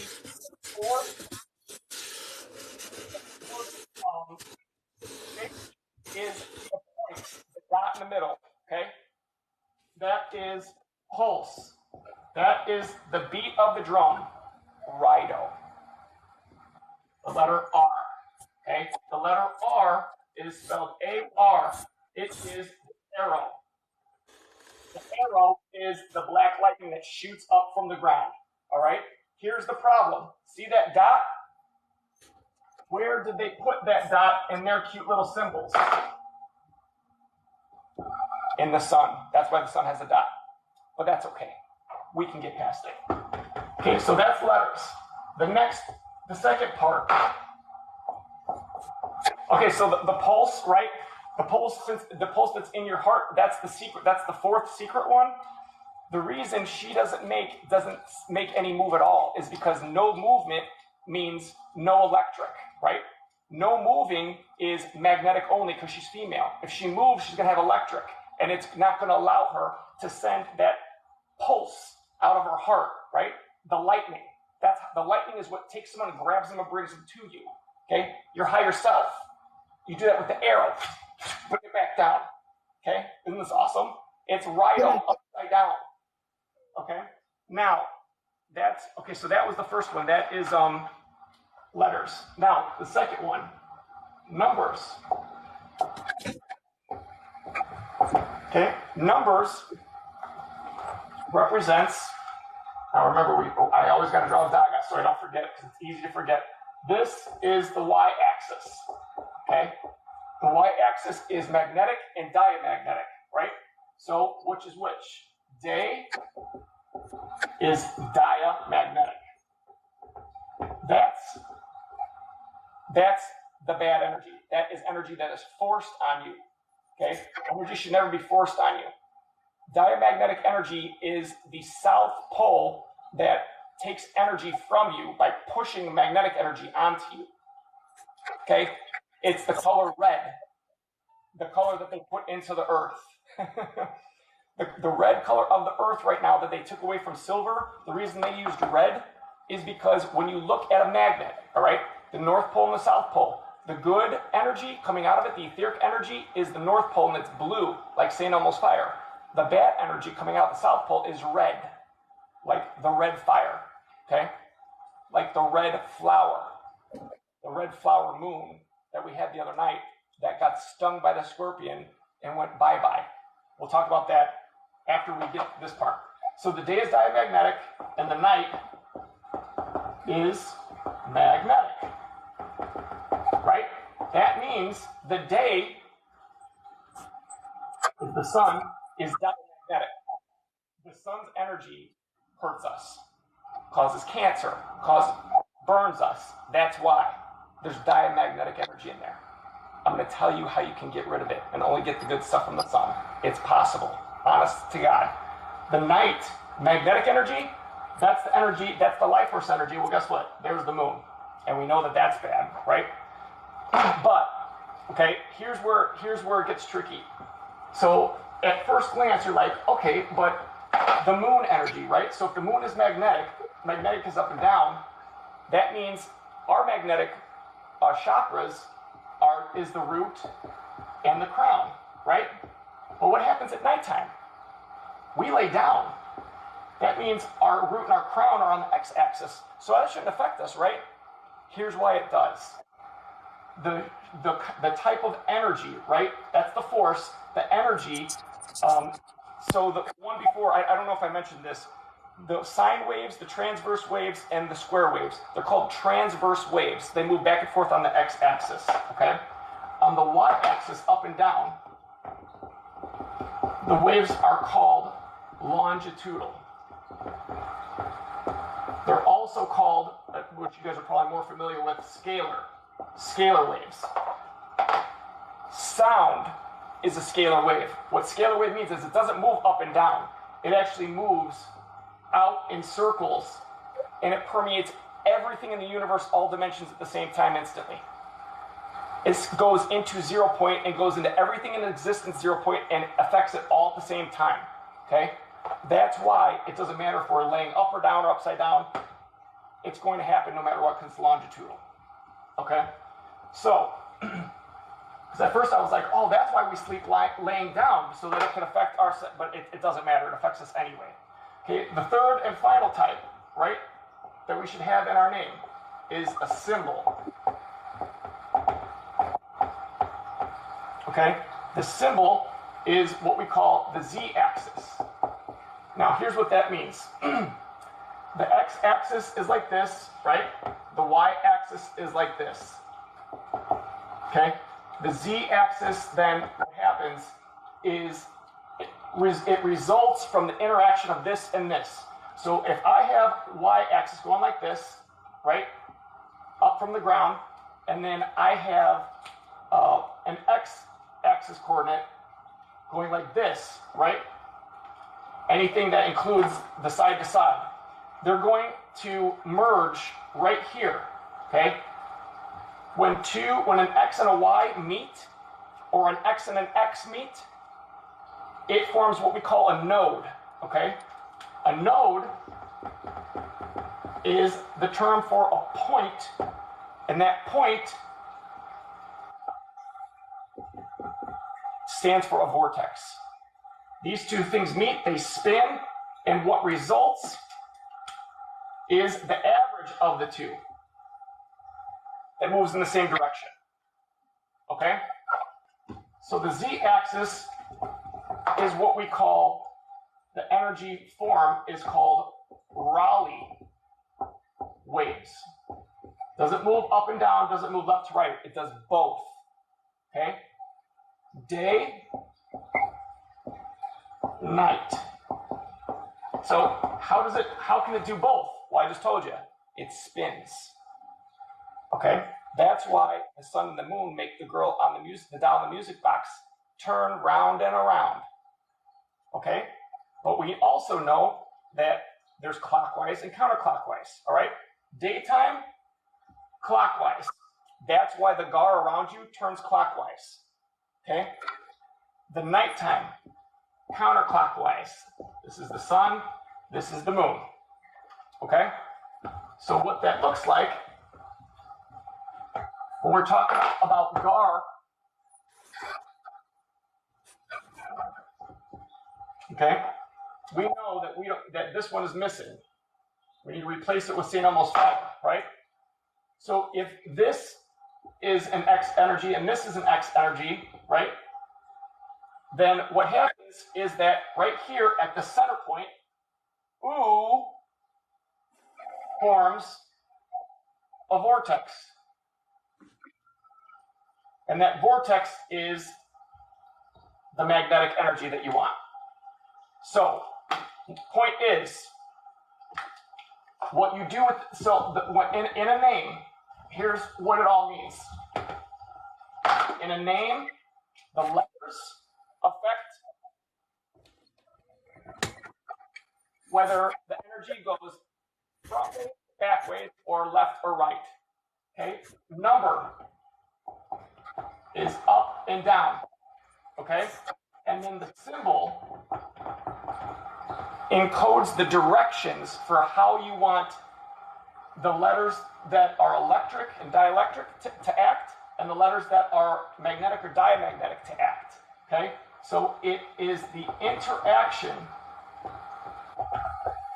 of all letters and numbers in your name in order to create vortexes where you might want them to produce the effect that you want. Okay? I just threw a lot at you. How are we doing, Mary?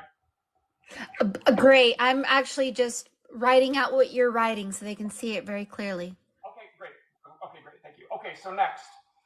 The shapes and geometry of letters and numbers encodes the type of energy, okay? Spirit, etheric, or physical, right?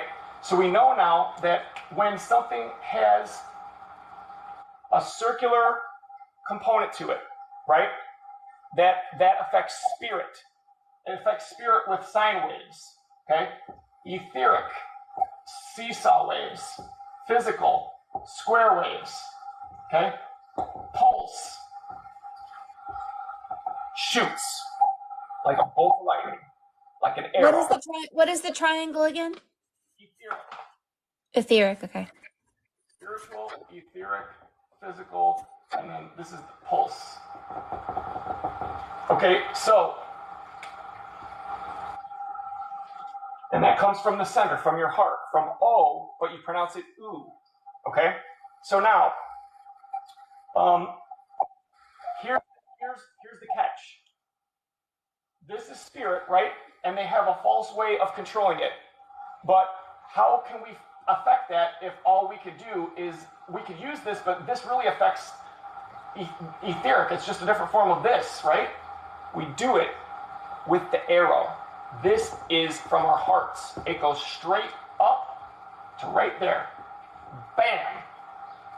Okay? So what this means is this. When you have a letter, there's a lot of different ways to write a letter, right?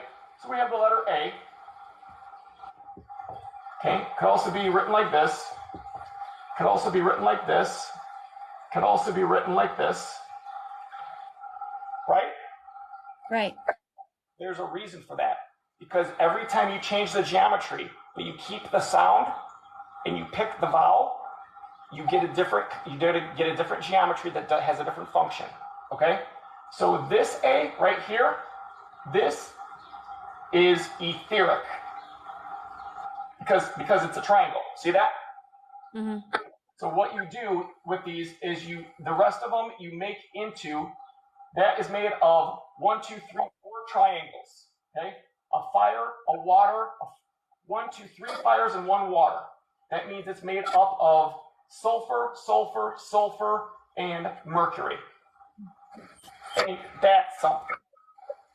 Because remember, this is fire, this is water, this is air, this is earth.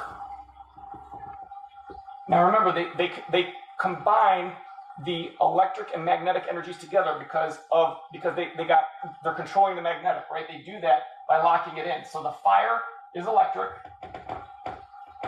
the water is magnetic. That's why, and that makes air. That's why all the gods live in the sky, in the air, because that's how they control it. But that's okay, because we have bow and arrows, don't we? Yes.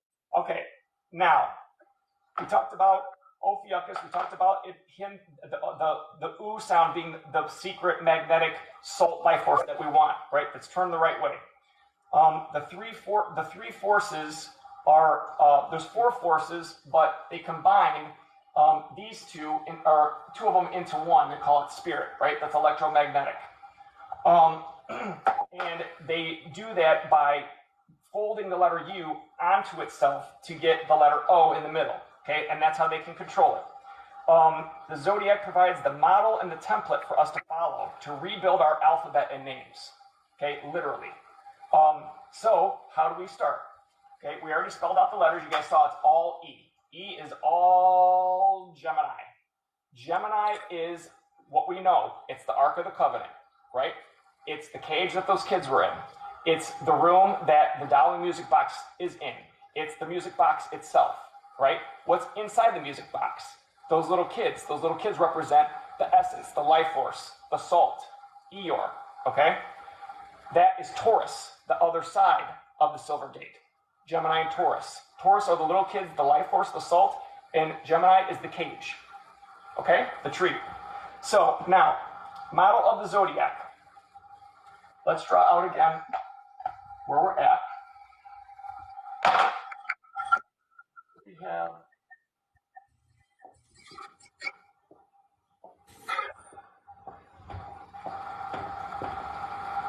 all right, so once again, this is A, E, I, O, U. All right. So we have this, the zodiac uses elements, right? Elements are the kinds of energy. So you have forces and you have energies, okay? Forces you can think of as energy that comes in through your chakras. Your chakras will kind of put them through a process that turns them into information. Information is encoded in the elements, right? The elemental energy. So we have fire, water, air, and earth. Ever wonder how they came up with those symbols? I have. Well, here's why. All right, so fire, there's one fire, right? There's one water. Air equals 2 because air equals a fire plus a water, okay? You add that up, 1, 2, 3, 4. Okay, 4 equals this, earth. Okay, and then when you take earth, right? Remember, this is the essence inside. These are the kids. Okay, you need to encapsulate it in a container. So you put a circle around it, right? That Odin controls. Put a circle around it because it's spirit, a false spirit that Odin has. The spirit. So what that does is it turns 4, all of it into a unit is 5. That's how they turned 4 into 5. The balanced 4 into 5, the star that keeps us trapped. Okay? So that's a little bit different than what Norse mythology tells us. Okay? The way they do it is like this. They take Gar, right? Gar is what we've been using to do everything, right? Jeez Louise. Okay, they separate it out to their parts. Ingwaz, which is the seed that contains Eeyore, the life force, and Gibo. This is Odin and Freya. Okay? What's interesting is if you tried the way that they kept Eeyore from returning here, this one is Odin. So if you put a line down the middle, right? Odin becomes Naudis, that's the knot or the nail, and Freya becomes this. That's A. That's the horse that you ride out of here. That's Rido.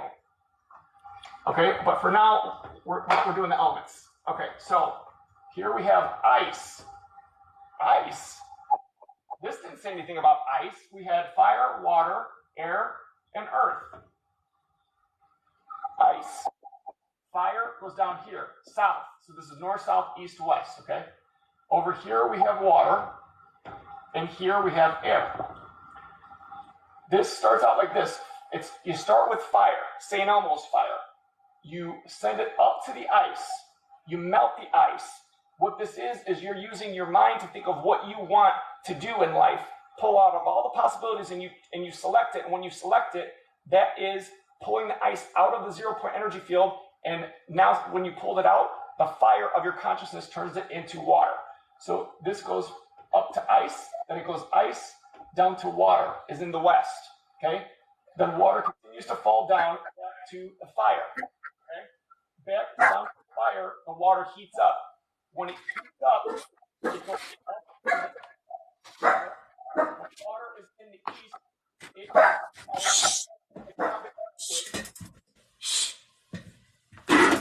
Sorry. That's okay. My boys have actually been good today. I'm laughing because what are you going to do? So the water, so this is all about the water, okay? The water gets heated by the fire down here. Heated water is what? Steam, right? So that it rises into the air, right? Well, more and more is coming, so it's getting hotter and hotter. The air's getting hotter, so the steam goes up further, all the way back to the ice.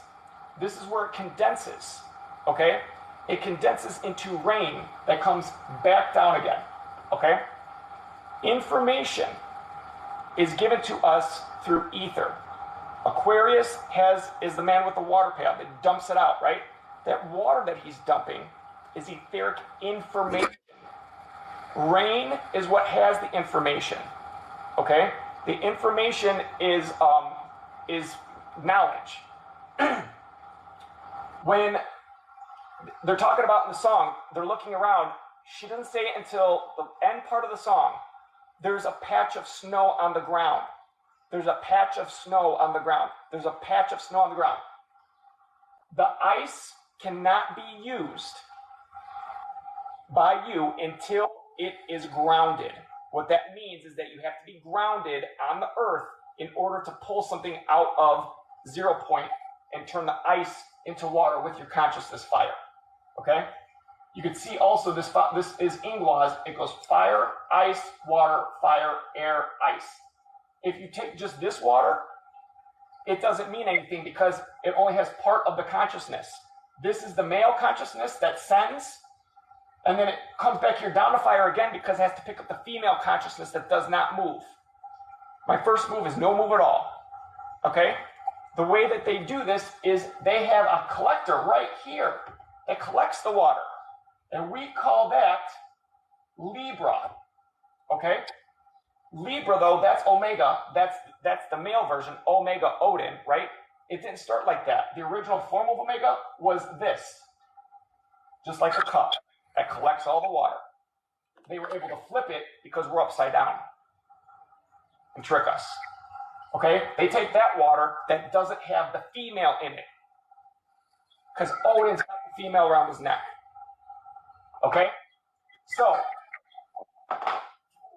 fire, ice, water, fire, air, ice, water. Okay? Then, ice and fire is spirit. Okay? Water and air is etheric. Okay? So you get a circle, or this is like an A, this is like a U, half circle. Okay? So A and U. This is the same water symbol. They have downward triangle, upward triangle together. It makes this. Okay, so you have this and this. Real spirit is a circle. Real ether is ingwas, the sea. Okay, then the other part is Giba. Okay, so here we have ice, water, fire, air. Down here we have iron. Up here we have salt. Over here we have yeast. And down here we have venom. Bet you never heard of those before. I sure didn't. Okay? So what this all means is that this is what it adds up to. Spirit is fire and ice. That's why the Game of Thrones book is called Fire and Ice. Okay? Then we have etheric. That is water and air. Okay? So there's two here, there's two here. Then we have the square, which is iron, yeast, salt, venom. Okay, 4. 4, 5, 6, 7, 8. There's your octagram. Right? And when you put it together, you said iron, yeast, and what? Iron, yeast, salt, and venom. I'm going to put all these notes up, guys. Don't worry. This is a lot of information. You need the details. It's going to go up. So that makes the octagram, right? And so then what happens when you cross it in the middle? You get the pulse, right? And that's what, so you add this up, you get 8, which is the octagram, plus the pulse in the middle. And there's your 9, the 9 worlds of the Yggdrasil tree. Okay? So, now, if that's the case, if there are really 8 different, okay, and I forgot to tell you. Okay, so the ice, fire and ice, water and air, and then the 4, salt, venom, yeast, and salt, venom, yeast, and iron, right? Yeah. That equals 8. You add all of them up, and that is the earth element. Earth. Okay, earth is 8. You put a circle around it, and that becomes 9. So their earth equals 8, right? Our 8 or 9, what they tell us with the zodiac is it's 4 or 5, right? That's a big difference, okay? How did they pull this off if that's the case? This is how they do it. By taking the water out before it has the divine feminine, right? So it goes up, down, down, down. They take it out right here, all right? What that allows them to do is water is still ether. It's just missing the birthing unit that allows it to be utilized, right? So because of doing that, they created specific fallen elements to utilize that system versus the natural system, okay? Those are called Mercury. This is Quicksilver. And that utilizes energies of the moon, the forces of the moon. We have sulfur, that smells wonderful. This is the sun, right? And then we have this, salt, which is death energy. So now here's what's interesting. Salt, does that look familiar? This is also a Greek letter. Let's talk about that. Salt, or your rising sign, is a Greek letter called theta. Theta is the male energy of death or immortal life. All right? When you turn, so that is your rising sign. When you turn this 90 degrees to the y-axis, this is called your midheaven. Okay? And that is what we call phi. Phi is the distorted feminine, the lunar feminine, right? This is the sun, and this is the moon, equals female, and this is birth, okay? While this is birth energy, it's birthing you into immortal life, okay? Because all this is theta turned on its side. How did they get phi and theta? Because remember, it matters, right?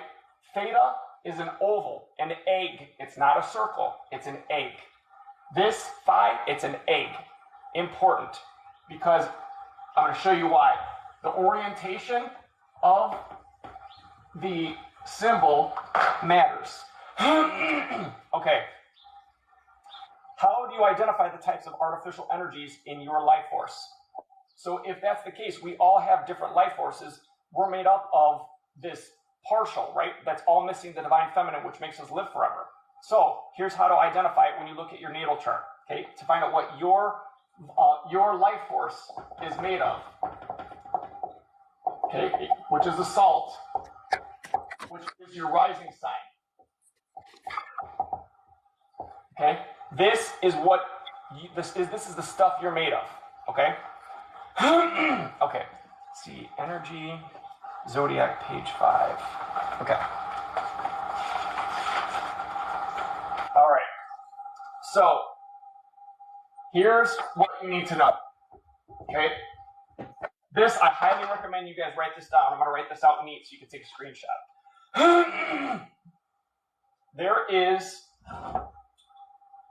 We know that there's 4 quadrants, right? Magnetic, diamagnetic, electric, dielectric. All right? So the first one we're going to talk about is what's called the rising sign or the ascendant. Ascendant, rising. Okay? That is the correlation. So the letters east, okay, and then the number is 1. Okay, so the rising sign is assigned to you. Whatever sign is on the horizon for the time you're born, that meets up with Aries, that's your rising sign, and that's where your chart starts. Okay, this is equivalent to the force of what we call your will. Okay, your will is, I'll get to that in a second. It's a combination of 2 forces. Okay, this is what we call your salt. That's the symbol for it, and this is your life force, your salt. Okay, the second one is the opposite of this, descendant. I never knew there was a descendant. What's that? This is what it is. The descendant is the letter that you use is the one in the west. That's the direction, land. And the number is 7. Where did I get 7 from?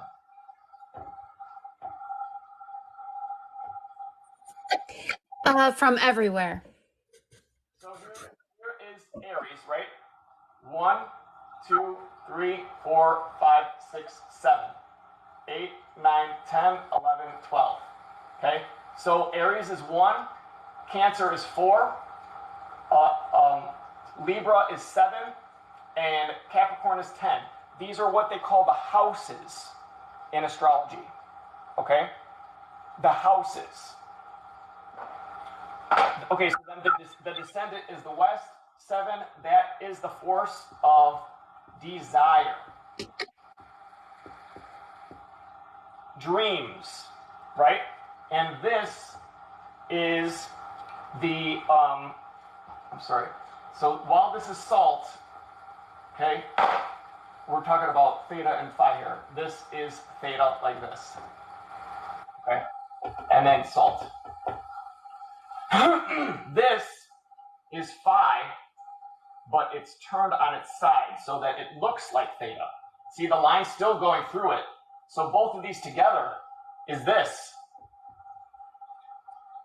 Ascendant, descendant, land and water, okay? So the West is water, desire, water, land, will, land, okay? In this orientation, phi equals venom. Okay? The reason that is because remember Libra, this is Libra we're talking about. Libra is so the way the houses work is that it's actually 7 starts after. So Libra starts right here with this house, which is Scorpio, venom. Haha, very cute. Okay, got it? On to the next ones. Number 4.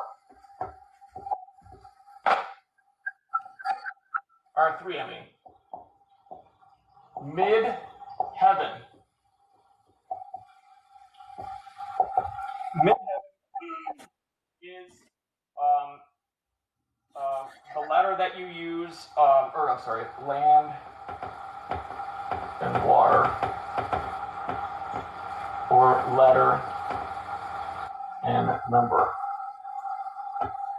Okay, so X and Y. So midheaven looks like this.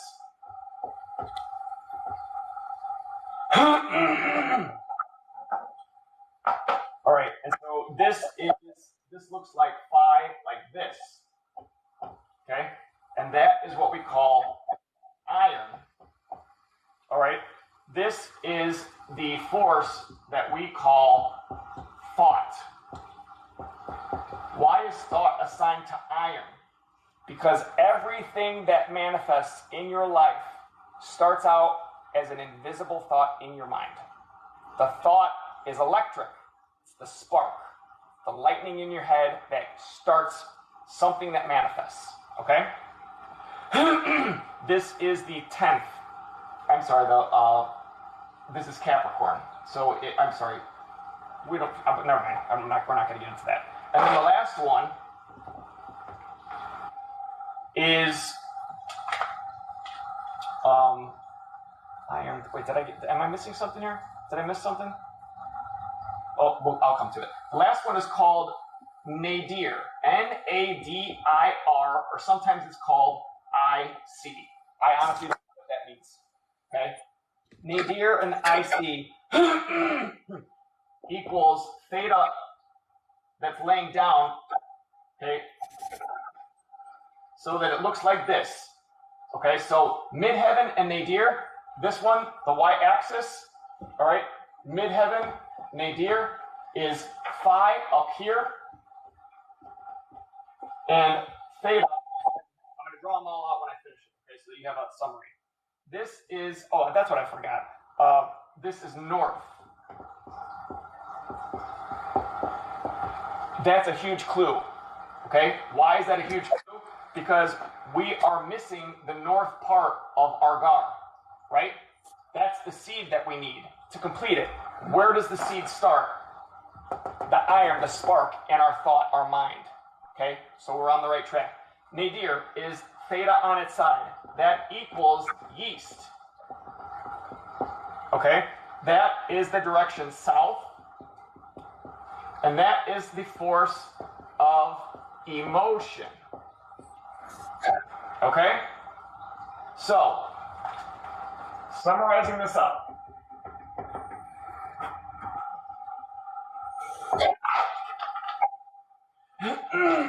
All right.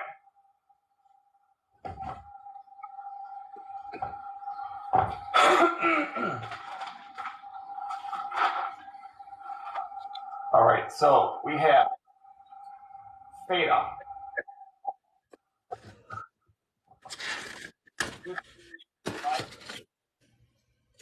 Rising sign.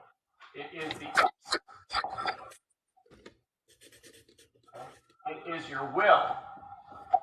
It is salt. And it is dielectric. That's what I was missing. I forgot those. Sorry, guys.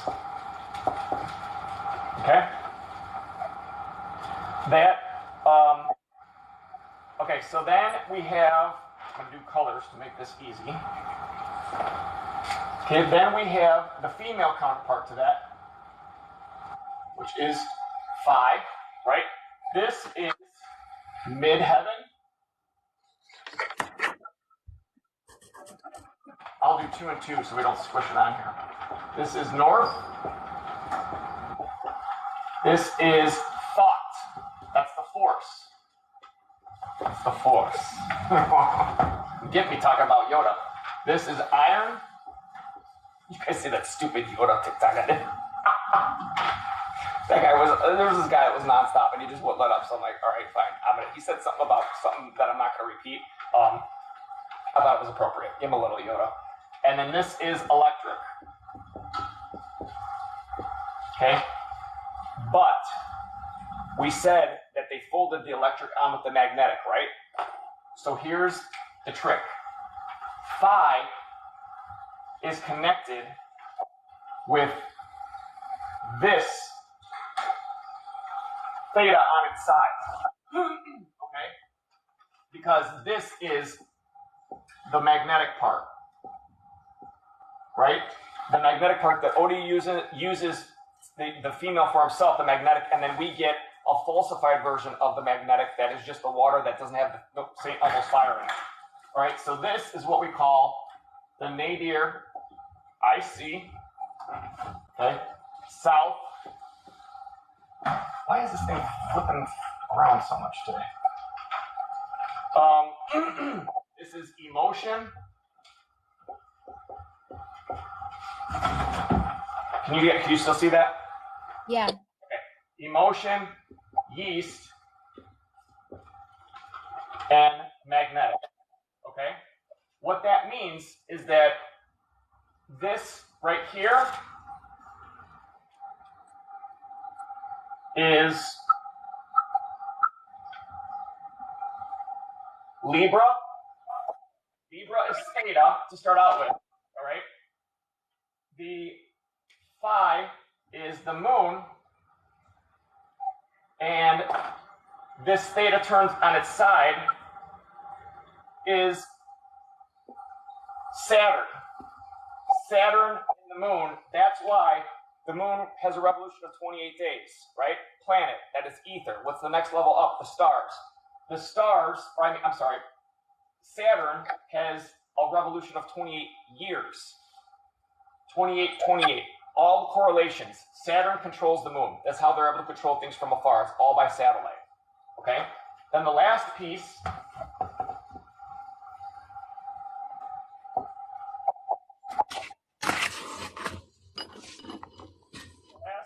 is the descendant. And that is phi on its side.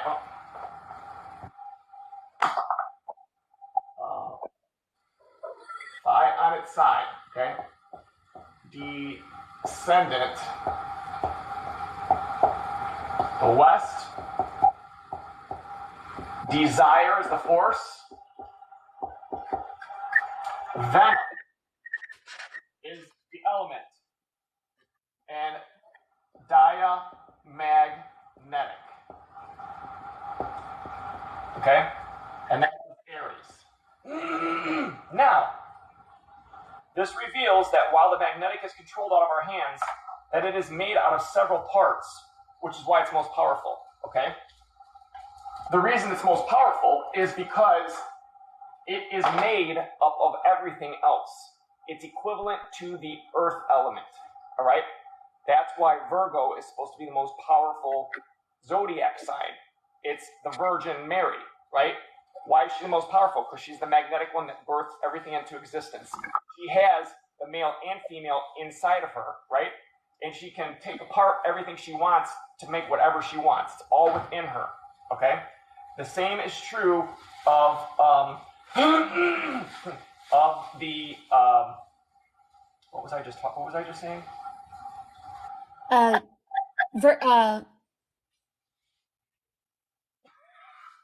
right, it's okay. It's all right. It'll come to me. You were talking about the birthing, that she has the power to birth, she has the power to create. Yeah, so what I'm saying is that the reason Earth is the most powerful is because it is made of fire, water, and air, or any combination of them. That's why magnetic controls everything, because magnetic is all the other forces combined. Okay? Yeah. So, and that's why they want it. That's the divine feminine. But here's the problem. I just said that. Let me draw it up. I noticed something, okay? What I noticed was this.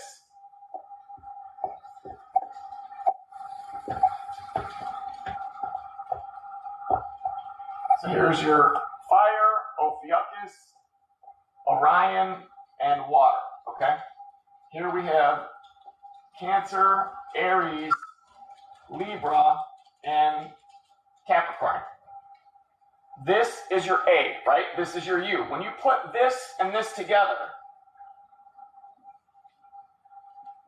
you get theta.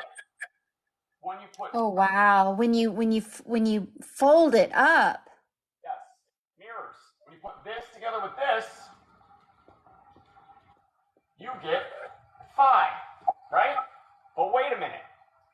I said that phi was feminine.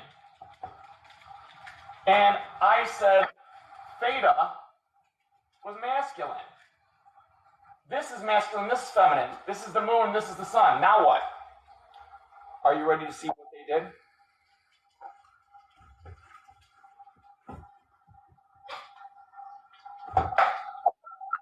They took the X, that is the stargates.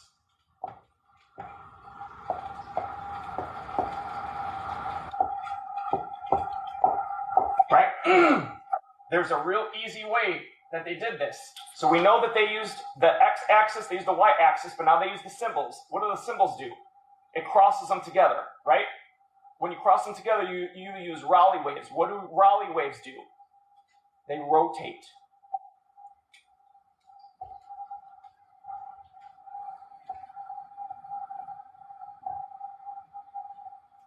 One goes one way, one goes the other way. What happens when you take an X and you spin it one time?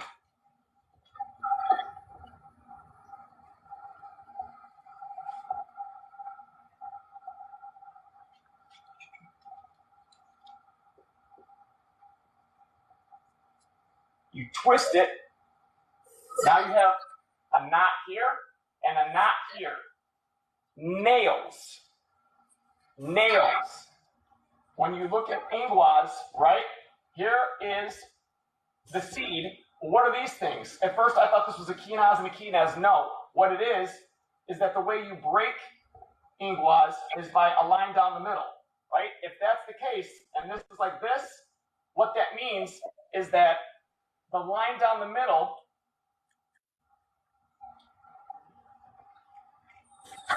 is the X. That's what you get naudis. Knot. Nail. They're able to keep it there then. You put a nail in it and it doesn't move, right? What is this? It's the tree of wood. You put a nail in the wood and it doesn't move. Okay, cool. Well, now this and this is backwards, right? So now we have theta over here. That's right. And phi over here. But these are backwards. How many times did they twist it? They twisted it So they already took care of our 6th sense, right? How many more senses do we have? 5. 5. 5 chakras. EARTH.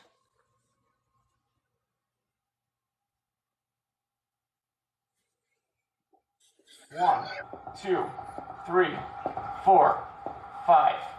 Sacral, solar plexus, heart, throat, third eye. 1, 2, 3, 4, 5. When they do it 5 times, guess what?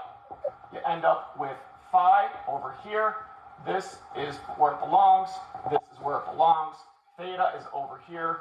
This is where it belongs. This is where it belongs. And they've got their system completely backwards and mixed around.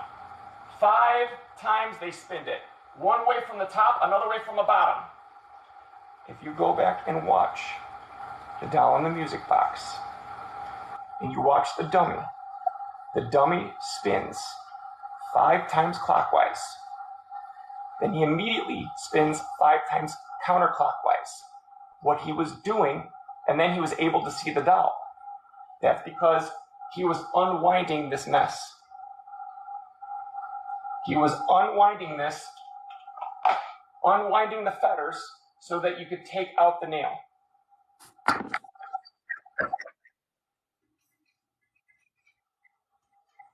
Okay? That's incredible. That's absolutely incredible that you figured that out. So here's the other thing. Okay? This is where it gets really neat. All right, so 1, 2, 3, 4, 5, right? This is your crown. This is your root. Sacral, solar plexus, heart, throat, third eye. All right. What else does this look like? It looks to me like something called DNA. Yep. One of these is theta. One of these is phi. They wrap it around, and they wrap them both going the wrong way. So the theta, which is the male, is going the wrong direction, and the other one's going the wrong direction also. That keeps it out of sync with the rest of the universe through resonance. So this DNA has all these bases, right? Well, what happens when you unwind DNA? What does it look like? It looks like the railroad track that the ascension train, come on, ride the train and ride it. It's also something called Jacob's ladder that takes you to heaven. It's also the vertebral column, 33, right? The vertebral column that looks like a nail, right? She says in the song, down by the riverside, it's bound to be a better ride than what you've got planned. Carry a cup in your hand. River, water. Does anyone know what your vertebral column is compared to the land, which has resonance with it? The River Nile. That's down by the riverside. Down. You start down here by the riverside. Okay? You get in your kayak. Once you have the male and female. How do you get the kayak? Because you have to carry the cup. Is the kayak. Carry a cup in your hand. Get the water. Catch it from the fish. And then you ride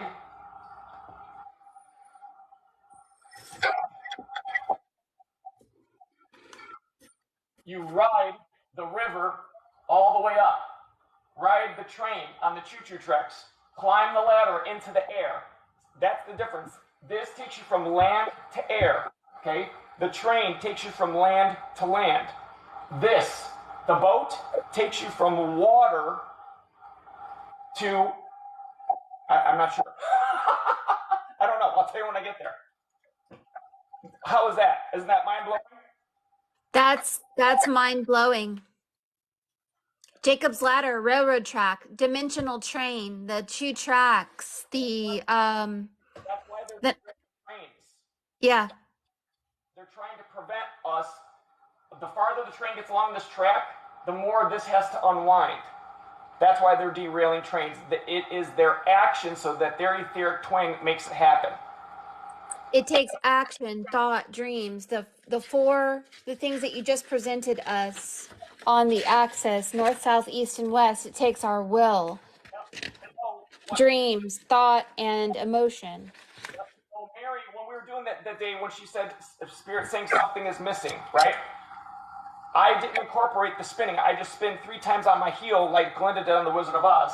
Mary drew a symbol specifically, and it looked like this. Okay? Yeah. She said there's something missing. The missing part was the 5th line.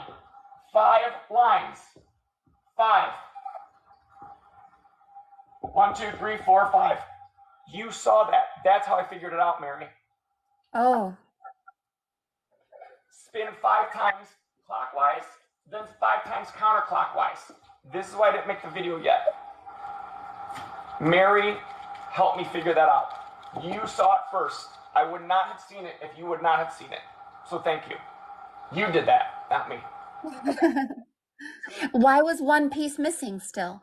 One piece was missing because we didn't have all the nails out. Okay. Every node. Okay, 1, 2, 3, 4, 5. How many knots did we take out in the dance that I explained? We took out this. 1, 2, 3. Right? There's more to it. Ready for this? This is where it gets nuts. I mean, it's seriously nuts. Okay. So first of all, before I get there, because I'm going to get sidetracked, your chakras all have an assignment to a zodiac sign. Okay? That allows it to be controlled by that. But if we make up our own, which I'm going to help us, I'm making up a system, we can reassign it. And that will break the veil inside of our aura. And when we get enough people to do it, it tears down the veil. Black lightning everywhere. So. And think about Jericho tearing down the walls of Jericho. They were dancing, they were yelling, and it tore down the walls. The wall. Dancing and singing is how it's going to happen. But there has to be an architect. There has to be someone that starts it, the spark. That's us, you guys. We're the match that comes down and lights the rest of the matches. So let's finish this part out, and then we can talk a little bit about. I can answer questions. So now we have. We have everything. We understand how it all works. We understand what they did to mix it up the way that they did. We know what we have to do now to reverse it. Okay. In addition to the nails, okay, there's also fetters. All right. Think about Pinocchio, the wooden boy. He had nails in certain parts, specifically his knees, his wrists, his ankles, right? So, but then he also had 4 tethers. I got no strings to hold me down. Bye, bye, bye. So the reason that is because of this. Your solar plexus, the center of your body, is guard, right? Now, guard has the X sticking out, all right? The reason that it sticks outside of your aura is because you have the dial music box up here, right? It's controlled. The moonlight fuels her. The sunlight, when it hits your chakras, it makes it. These are pegs. North, south, east, and west. Pegs.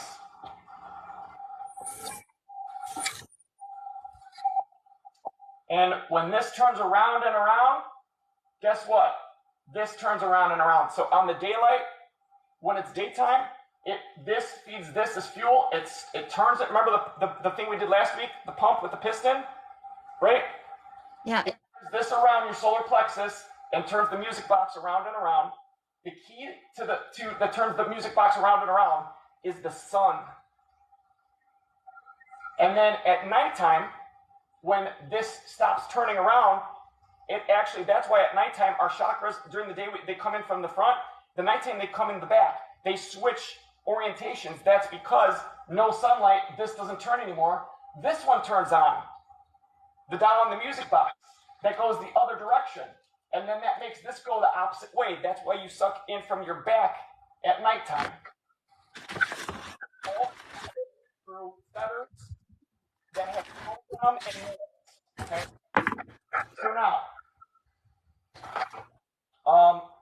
So now, where do we go from here, right? Here's the bottom line.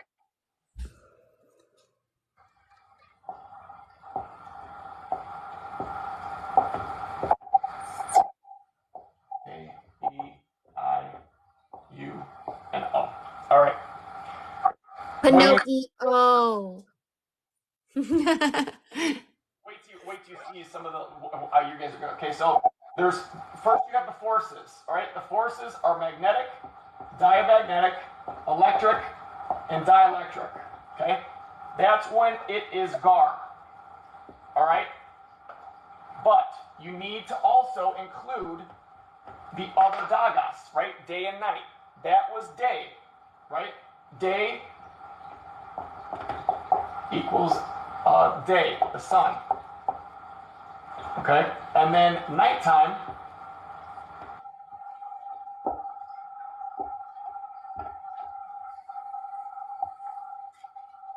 is this. That is what they call bar, right? And they turn it on its side like this. Okay? So this is gar. This is bar. Okay? You know the ka is your soul. That's the scorpion. The ba is your body. Ba. They took the R off. The R, remember, is the arrow. That's the pulse that connects things. All of the Norse if you get a rune book, you look at the end of every name, every letter, it always ends with an R. Sometimes you pronounce it, sometimes you don't. Why is that? Because R is Rido. Rido is, you pronounce this R, that is this, that's the arrow, or the pulse from your heart, right? This then is the moon. Okay? So bottom line is this, orientation matters. You can put things, so when we are creating our symbols, and redrawing our letters, and the characters are our letters, numbers, and symbols, right?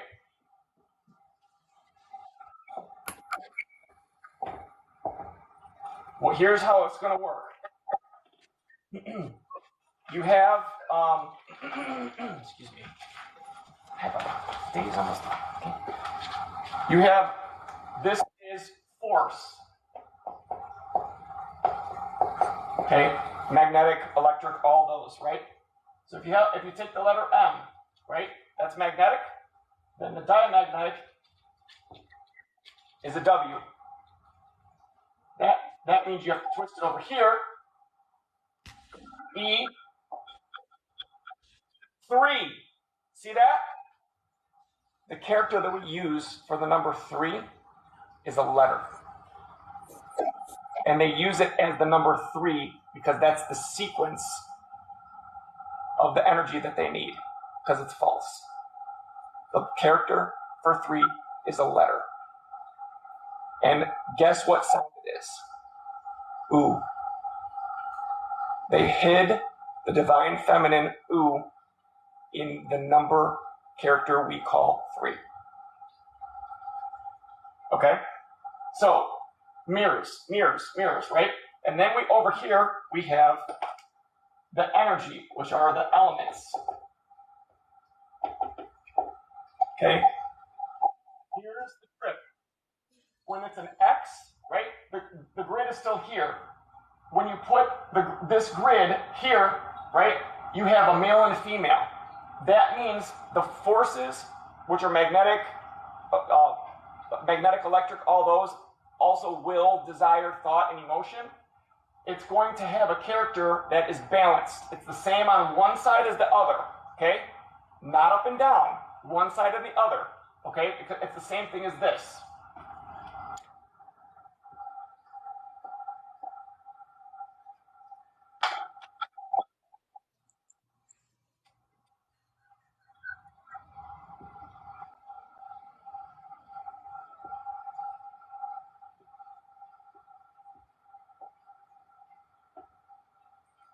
Okay? Phi and theta is how they take this and turn it into this. It's how they turn the Dagos, that is this, into the Dagos, that is this. Okay? And the way they do that is because phi and theta turn on its side makes a line. Phi on its side and theta makes a line. There's your octagram, a false octagram. Okay? Because it has resonance. Over here, the elements are not balanced. All right?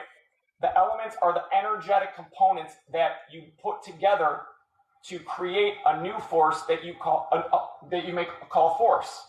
Right? Electric, magnetic, dielectric, diamagnetic. That's what we call desire, will, thought, and emotion. All right? So when you design a specific character, it should not be the same on both sides. Okay? So this, and this. See what I mean? It's not balanced. This one is balanced. You just got to remember how the balancing goes, where the mirror is. Where is the mirror in this? It's in the line of phi or theta. Okay? So in other words, hey, can you take him out?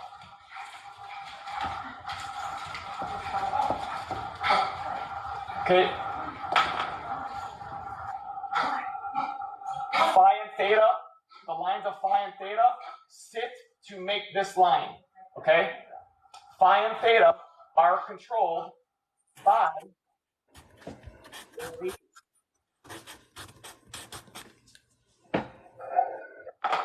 Aries is really phi, okay? And Libra is really theta, okay? Libra is Lady Liberty, the Statue of Liberty, right? Female, right? But we also talked about Libra being Ishtar that grows a beard when she goes into war. But Libra in the Last Supper is also Jesus, who is a feminine With a beard.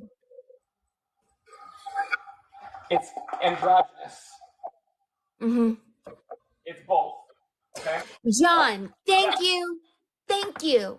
I've been saying this forever. That's why the 6 disciples, 6 fingers, 6 toes, androgynous, both male and female. He was the original Adam and Eve before Eve was cut. Yep. So now, here's the deal. Why am I so confident with this if, okay, so a lot of you are like, okay, how do we even do this? With all of the, like, do we start with our language, or how does this even work? Like, there's still a lot uncovered, right? Well, here's the big reveal. And Mary, this is all you. I literally wanted to just come and hug you forever this night, because on this piece that Mary has, okay, this was Jeff's. You see a lot of bowls, right? First of all, here's this. Do you guys remember when I said I did that meditation where I saw Angerboda? She's the mother of, she lives in Ironwood. She's the tree that gets struck by lightning, right, to protect her kids, right? She's the one that we've been afraid of this whole time, but she's really the good guy, right? The gods and goddesses, right? The gods and the goddesses are spirits of the land. The land. That means the land, north, south, east, and west, right? That means when this happened to the earth gods got split apart too. So let's take an example. Freya, right? We're going to call Freya the divine feminine. If Freya rune is Rido, right? If she was here, she got split into this. This right here, her name became Astara. Up here, her name became here and here. Down here, Anger Boda. And this one, I forget this one off the top of my head. But what I'm saying is this, guys. The gods and the goddesses, the reason some of them are nasty is because they made them like that. I'm talking about the real gods and goddesses of the earth, the spirits, not the etheric, the real spirits. They got affected by this too. So Anger Boda, the reason why she's so bad and the gods are afraid of her is because she's the diamagnetic energy that can push on them. The wolf, the flow of your emotions. All right? Back to this picture that Mary did for Jeff. You see there's a bull here, right? Up here is Freya with her two cats. She's got a helmet on that says M. Here is the bull horns, that is the cup. Here is a rabbit. Remember what she gave me in the dream? I didn't know what it was so small. She gave me a hair and it became part of my arm. What's another name for rabbit? Hair. Bull hair. I told you that my buddy Austin told me the reason she gave you that is because you were in your bull form. Bull hair. Mary's got it right here in black and white. Inuit. Inuit. Inuit. Let's talk about Inuit. I'm going to post a bunch of information about Inuit, all right? Because the way I found the Inuit people is through this, okay? And the way I found it was this book right here. It's called The Book of Doors. I just put out a TikTok about this. Let me read you a page from in the beginning, okay? So first of all, there are 8 families of 8 gods and goddesses, okay? 4 pairs, male and female in each family, all right? And each one of them have a specific alchemical assignment that do certain things with the elements to make them into forces to build it into matter, okay? Jeff was called, Jeff, on his page, it says Inuit, all right? So there is the first one that I opened to, the very first god that kicks off the whole thing. His name is Nu, N-U, and it's night. But do you see that N? That N is what we call, so everyone's based on the time you were born, like your zodiac and your name, right? I'll give you the place to find the calculator. My 3 runes that are assigned to me based on my name and everything. The first one is Tiwaz, doing the right thing. This one is blank, means I can do a lot of different stuff, like I can pick and choose. This one is Hagalas. Hagalas is the seed form of ice. Basically, I'm able to reach into 0 point and pull out antimatter to create, okay? If you take Nu and N, guess how they made the letter H? One way they make it is from the letter N. So Nu can also be, or used to be, a god named called Hu. Mary told me that I was Hu. Now, Hu is the pulse of creation that brings everything into existence, the worlds, the gods, the human race. The 3 undulating lines in the hieroglyphic name represents the primary energy in the form of waves. Do you know how many our vocal cords? Remember I said everything's triune? We have 3. That's what they're talking about. Nu was conceived from the primordial water. It is the 3 vases in the sky, as above, so below. It is the Ka, the Ba, the Haidit. So basically, and then it talks about blue is the color of Venus. That's the color of Hu, blue. Like blue, St. Elmo's fire. And is the color of Venus. Okay? also the goddess that goes along it is Hathor. Venus is assigned to Taurus the bull. Hathor is the cow of the Milky Way. Mary saw this. And after all this, you guys saw the St. Elmo's fire with the bull and all that stuff. The bull man that was in my room when I was 3 years old. Ready for that? So I'm reading this whole thing now, right? Because I'm like, oh my God, this is insane. So then I get to one page that really, literally blew my wig off all the way. This god is called May-ert. Or, you are, is this symbol. Bull. I'm like, okay, there's the bull. Throughout the dynasties of ancient Egypt, the sacred animal defined with the Het-hert, which is Hathor, May-ert, and Nuit. Nuit? What's that? We'll get to that in a second. The cow is a symbol of fertility, blah, blah, blah, blah, blah. So basically, this is the cow, the bull man that was in my room when I was 3 years old. Each one of these gods has a number assigned to them. Guess what number the bull man's number is? 3, when I was 3 years old. Wow. The partner, the counterpart of Hu, H-U, is, so in here it says whose name is Nu, okay? The counterpart of Nu is Nut, N-U-T, okay? So that would be nut or wheat, right? But listen to this. From Nu, a pure energy and a state of rest, energy in a state of rest, what was that? Magnetism. How do you create a magnetic field? Sound. Who was the personification of the written word? Sound. Who? Exactly what Mary told me. It says the dynasties, hang on a second. It says that the transformative T, so Inuit, Nut. Nut is a bowl that looks like this. Well, that's interesting because Hu has a cup that looks like this, the bull horns. Okay? Together, that makes salt. All right? Now,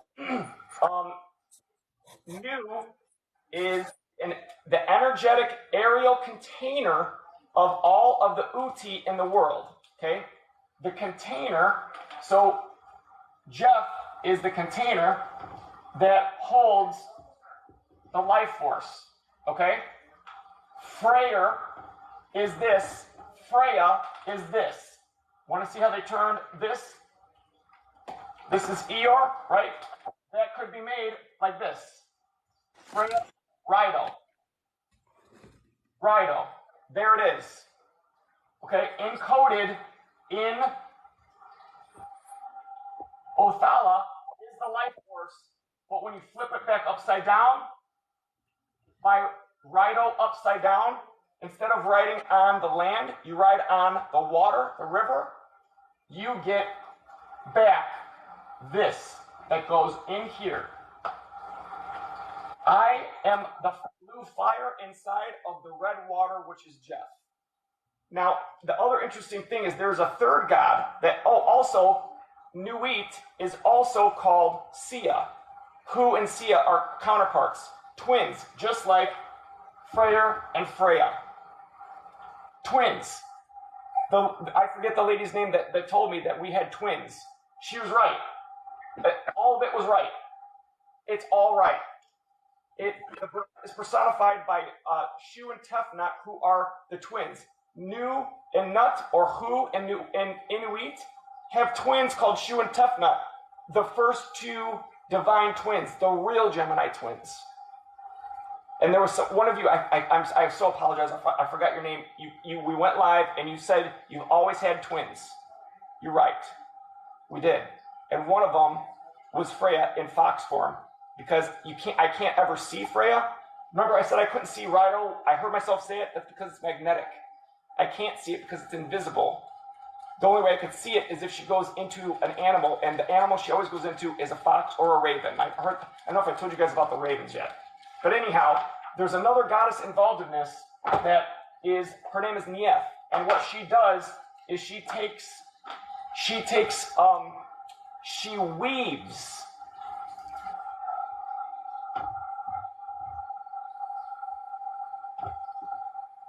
Okay, she weaves etheric energy into a tapestry. Now, back to the song. This is where it comes full circle. So then she said, they say, all you have to do if your hope has passed away is just pretend that you can build it all back again, because you can. We just don't remember that we can, but now we're starting to, right? And then in the song it says, seasons, then the springtime of her life, the grass is growing and the fruits are blossoming.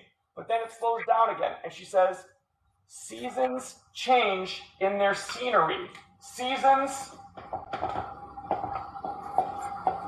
equals numbers, right? That is time. They control the time axis right now, right? So we see it on the outside, seasons change in their scenery, leaving time in a tapestry. What is a tapestry? A tapestry is something that is knitted or weaved that hangs on the wall, right? On the wall. The wall is a y-axis, right? A tapestry is time frozen in space. Nief, the one that completes the trinity of Hu and Nui. Nief is when you have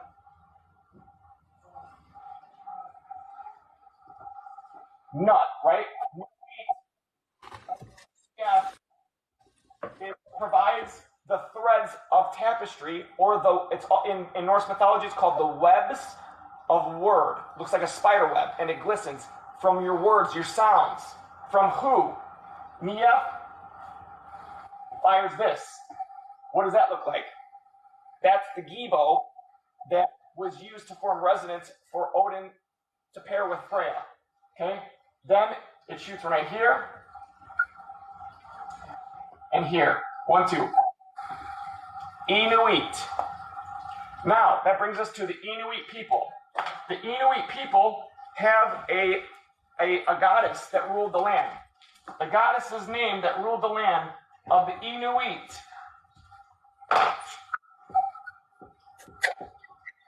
was named Sedna. We know Sedna as Lilith.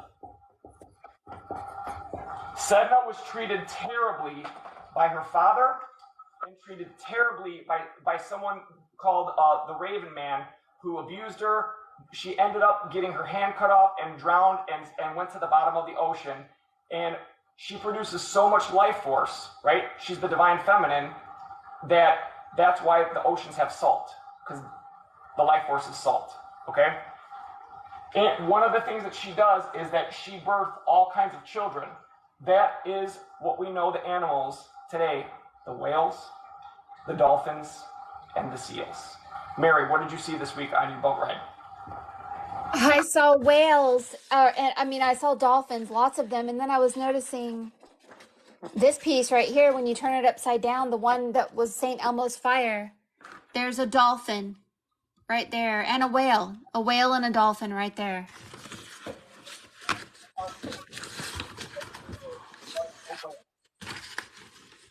It's already posted, I kid you not. So, I'm reading all about this. There are connections pinging left and right. Because there are so many, I'm going to do a TikTok so you guys can read it for yourself, okay? Here's the best part. They're the Inuit people. Okay, there's very, very few of them. They have been targeted. They live in Canada. One of the things I did my DNA thing analysis, and something came back unusual. So my youngest sister looked like she was like an Eskimo. But people were asking my mom, is that the kid's dad? Because I had blonde hair, blue eyes. She had dark hair, was really dark, and then it went away. So we found out that in my genealogy, I'm part of a race called Yakut. The Yakut people are pretty much what we refer to as Eskimos now in Canada, but they were on the Siberia side. Okay. John, can I stop you? I'm so sorry you're going to be so mad at me. My dad was born in Canada and he was sold in the 60s scoop. And so I am also part of the Inuit and I am also Canadian. Well, there's our connection then. Then that's it. That's it. Well, the Inuit and the Yakut are directly related. Okay? They share a language. It's an Aboriginal language called Inuit, and there's several different versions of it, but there is a unified Aboriginal syllables, which means that they have the same symbols. Okay? There's some of them are different sounds, and that gives you the option of doing what you want with them. Mary, everybody, this is how we are going to make our own language and fix our name and make our own symbols. All right? And this is the last part for today. Wait until you see this. This was just like I can't even. In the video, she says, carry a cup in your hand. Cup.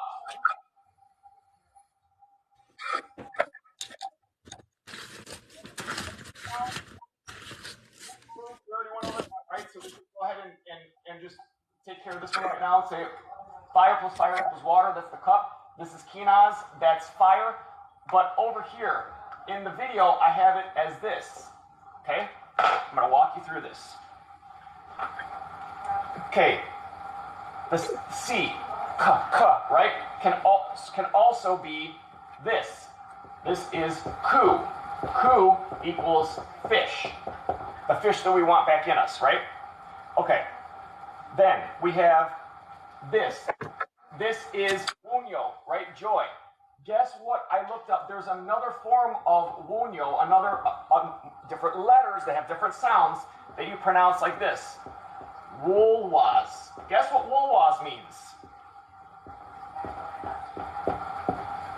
Wolf. Wolf backwards is flow. You turn that back around. Okay? See where I'm going with this? Then you have, so if you do this, which is wolf, plus this, which is that's a bull. A bull plus a wolf equals Rido. Have the courage to do the right thing. Rido. That's what makes your kayak. Okay? That's your ride up the river. Okay? Now, this is what's awesome. This is the part I want to show you. So if you take Rido, okay? So Rido is ride. Right? If you take this and you flip it over to this, right? You get this. I'm going to just do it right side up for 1 second. Okay? E-D-I-R. What is something that has these letters that is close to it that is like ride? Okay, remember too, there's always an invisible V, which is the cup or the bullhorns.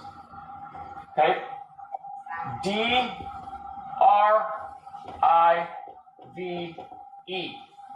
You drive a car. Ka-R. And you ride in a kayak. Ka-ya-ak.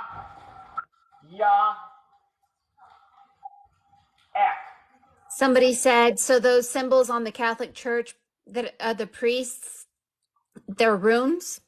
Oh no, I don't know anything about that. I don't know. I'm not sure. So then we take the words that we just said. Okay, so we said that this, the Rido that's back like this, is E-D-L-I-A.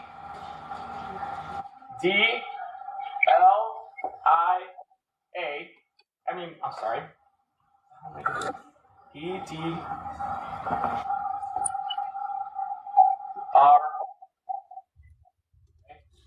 That's this is ride. Okay? What happens happens if we reflect it over this? Now remember, I'm doing what we just talked about with the reflecting back and forth or left and right, right? So you get E, this becomes a Q,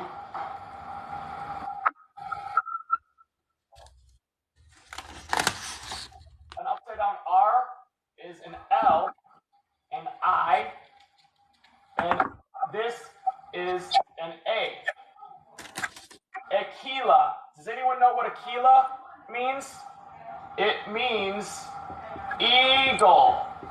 Eagle is R. Arrow. Rhino. Ride. This becomes an L. This is an I. This is a Q. This is an E. It's supposed to be like this. Like. L-Y-K-E.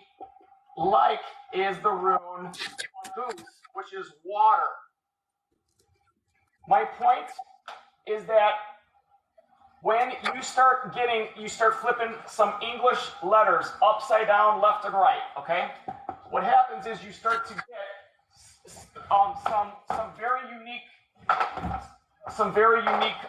characters like this, or like this, like this, stuff that doesn't exist anywhere else except the Inuit language. The Inuit language has also a very specific sign language, and I believe that that's what light language people are doing is based off of. The Inuit people have sign language. Their own sign language, and there's only like 40 of them left. They've been trying to get rid of this forever, and I understand why now.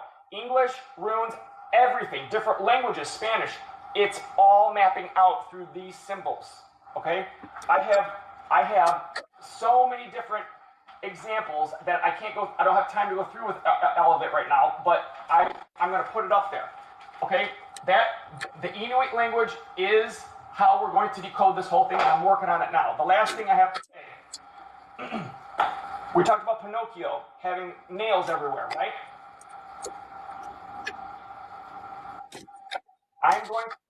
Has anybody ever looked up the word hammer? Google. So, a hammer. This is thurisaz, right? It is the hammer on one side. It is the thorn on the other side, right? The hammer strikes the nail, right? The hammer is the right hand, push. The nail is the left hand, pull.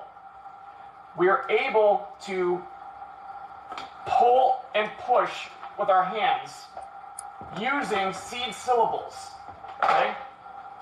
The left side hand is called ku. That's the fish. Carry a cup in your hand. You receive with your left hand. Ku.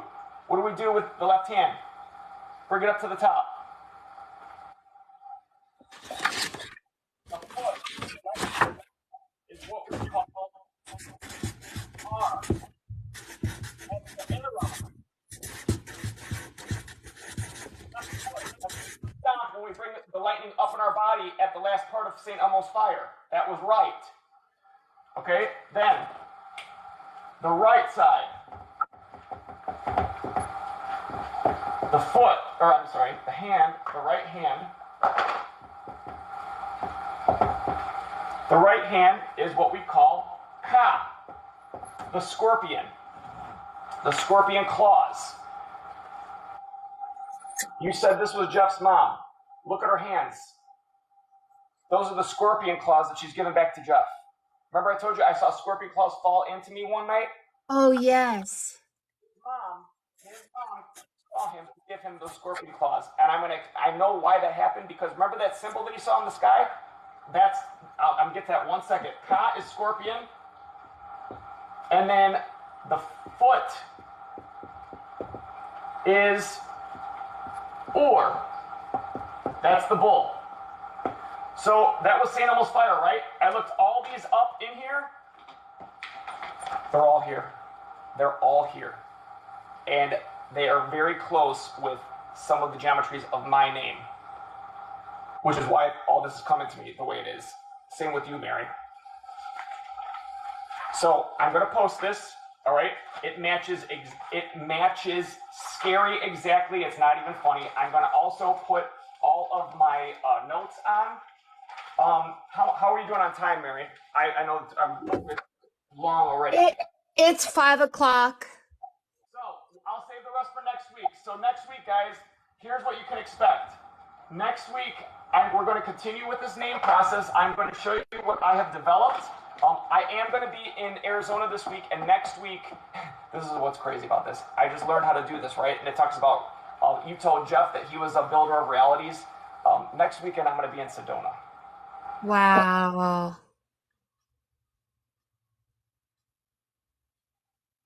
Next week, I'm going to be in Sedona. So next week, we will not be able to have class. However, I'm going to be working on this, okay? I also have, remember the song Mary and I were singing last week?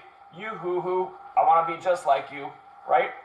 The orangutan, the monkey from the Jungle Book is singing that, right? It's not a monkey. It's not a monkey. It is in the Jungle Book, but it's code for something else. Here's the nail. This is a shoe. This is a man, right? This is a white elf. This is a bull. That's why the king told me in my room, I'm a man. He wasn't lying. Mana means man, has bull horns. We're called people, not humans. Then, at the bottom here, is the ape. The ape wants to be just like you, hoo.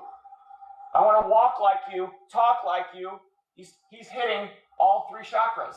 I want to be just like you, third eye. I want to walk like you, action. I want to talk like you, throat. Okay? Guess what, guys? The reason he wants to be just like us, I'm gonna post all this too, and I show how I get it through the geometry of letters and numbers. Okay? If anybody has never seen Donald Marshall, he talks about the reptilian vril. They're little, he calls them crab nasties. They have real long arms like an orangutan. Okay? And they have a parasitic way to go into your eye and become you, take over your consciousness. That monkey singing that was a vril. The cup that they have, Rido, 2 sewing modes, sun, I-L, V-R-I-L. Mary, you had a reading about that, and you were right about that too. The way I know. Yes, look at this. It's a reading right here on my wall. She was connected to the Vril Society right there. I know it's right because when he's singing that to Mo, he says, "Don't try to kid me, Mad Cub. I made a deal with you. Give me the power of man's red flower." This is how we're going to cap it off. Last night we had a full moon lunar eclipse in Scorpio. They called that full moon the red flower moon. Why that? Well, that's a rose. I made a couple TikToks on this. So what does that have to do with anything? Well, Nostradamus had some predictions about 2023. One of which was that the light was going to go out on Mars. Also, that all of the fish in the sea, the sun would get so red hot, like Mars, that all of the fish in the sea would die because the water would boil. Now let's decode that. Mars is the sun in a specific quadrant. Every planet that we know, the symbols, is a combination of the sun, the moon, and the dark moon. And that's how they get their symbols. And I decoded that from John D stuff, and that'll be a completely separate lesson next time. Opal Star, thank you for giving that for me. There are no such things as planets in the sky. The planets and the stars in the sky are the same thing. That's all a bunch of nonsense. The way that it works is the different locations of the sun, the moon, and the dark moon. Mercury, okay? There's also this Mercury, okay? That's the moon Mercury, that's the sun Mercury. Venus is the sun. What Mars is, okay? Jeff, when he had that dream of his mom, this is how I know she gave him the scorpion claws. He saw a symbol in the sky that looked like this. He drew it for me. Okay? Well, guess Wait, what? that was on the head in his drawing. Yes. Yes. You turn this on its side, okay? This is a Burkinal, which is the birch tree, the false tree, and the ingwas, the seed, right? You're supposed to break open the seed with the birch tree, but that's where the birch tree gets all of the life force in it. We're not doing that, right? So here is another way to draw this.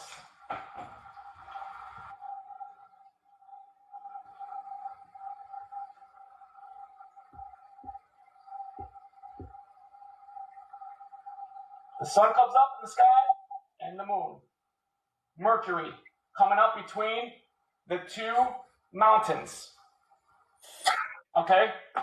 In that John D paper, the way you draw Mars is you take this and turn it, when the moon's not there, you take this and turn it on its side.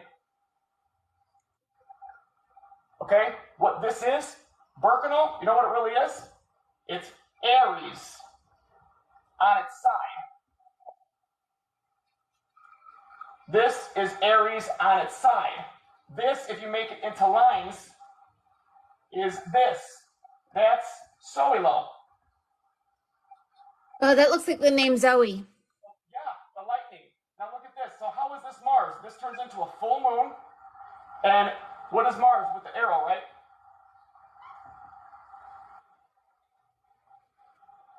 The planets in the sky are fake.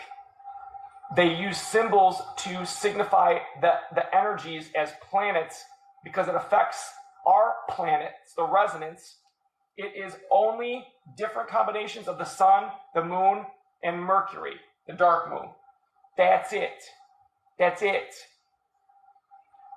The way that they were able to make the 9 planets was by taking the sun, the moon, and the dark moon, and crisscrossing it, so that's 3, right? And they crisscrossed it with quicksilver, sulfur. Remember, these don't have, this is not the correct water, doesn't have a spirit in it, and salt. 3. 3 times 3 is 9 planets. How did they do that? They did it by doing just what we did today. Pick a quadrant times a quadrant, pick them and make them choose. It's a whole recipe book. But we got the recipe now. And I'm gonna write it. So, that's all I got. I'm exhausted.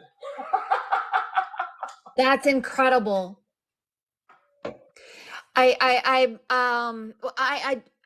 like upset that I want to see the dance. I want to hear the names. I want to speak the new language. I want to use the left hand as a cup and as the receiver and the right hand as the creator. And I want to just do it. Like, we need to have a dance. We need to have a language. We need to have it. And we all need to go out like the people of Jericho and speak it and think it. So we're going to, but it's going to be what we use right now, because here's what I'm going to do, Mary. I figured out a way using resonance to be able to use exactly the language we do now, the way we speak, the letters, everything the same. I'm just going to change the rules. And if anybody's interested in changing the rules with me, then you can use the language as is now, and we can use the fire that they gave us right back against them. The fire that they gave us through the sun is diamagnetic. What is the diamagnetic energy they're afraid of? Angerboda, the wolf. I know now for a fact, I know how to reconstruct the rules. It's what we talked about before. If we're in this vortex, 1 to 1, 2 to 1, 3-2. Oh, that's the other thing, real quick. So last night, I forgot, the Nostradamus. The fish boiling in the sea, they're talking about on Mars. Mars is the sun, the moon. A solar eclipse or a lunar eclipse is when the moon, the sun, move into each other, okay? Or the dark moon and the moon, okay? The sun was in Taurus, the moon and the dark moon was in Scorpio. They all three combine then, and it messes up the energy. What happened last night is that the light on Mars went out. What that means is that Libra no longer has a line next to it. The salt just broke in half. The egg just cracked open. The water boiling, okay, what happens when water boils? It becomes steam. Remember we talked about earlier? The water becomes steam, right? Down, down, down, up here. So now the steam's being let out. What's in that water? The fish. The fish needs to get up to here where the ice is before it can condense and rain on us. And I still don't know what this means totally yet, but they told me it always rains on the 24th, which is the number 6, which means birthing it into you. So the fish that's in the water is coming from Mars. Mars is the planet that is Aries, right? What did I say about Aries? Aries is hiding the other fish of Pisces. It's happening right now. And remember I said at all the places where the planets are moving, it's not planets. It's the sun, the moon, and the invisible dark moon. And I've got the dates. I know when it's going to happen. I know what's going to happen. And we're going to be ready. And it's going to be awesome. And I can't believe this is really happening. I am so excited, John. How overwhelming, how incredible. This is life-changing. This is earth-changing. Literally, that's what I just said. And this is the last part I'm going to leave you guys off with, is that I know the St. Elmo's fire thing wasn't complete, but it did install the octagram in me, because this is what happened. The other day I went outside. We have a gazebo and it's square, and they told me, look at the patio, look at the gazebo. I didn't realize it's gar. The form of the patio is gar immediately. They said, look around it. Look. Remember I told you I've been pouring water out, which is calc?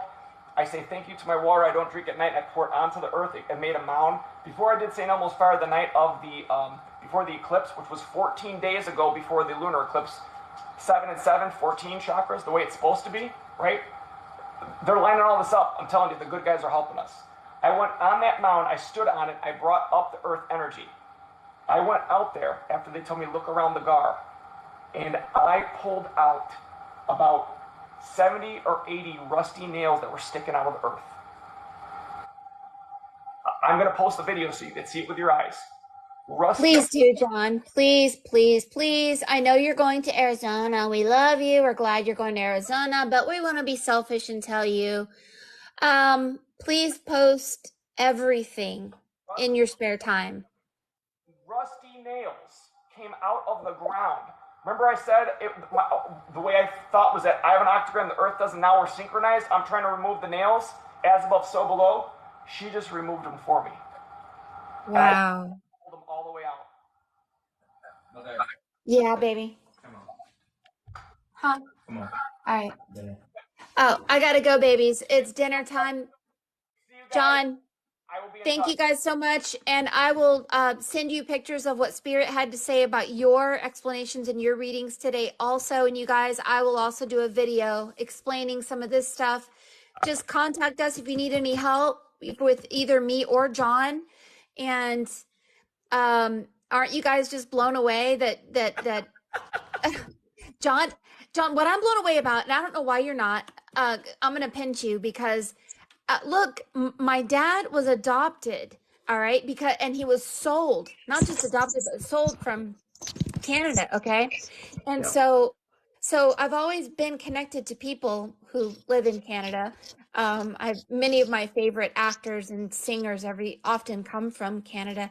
So this idea that this Inuit or language has magical properties. Basically what you're saying is the sign language, the verbal language, and possibly some of these other truths of spinning clockwise 5 times, spinning counterclockwise 5 times.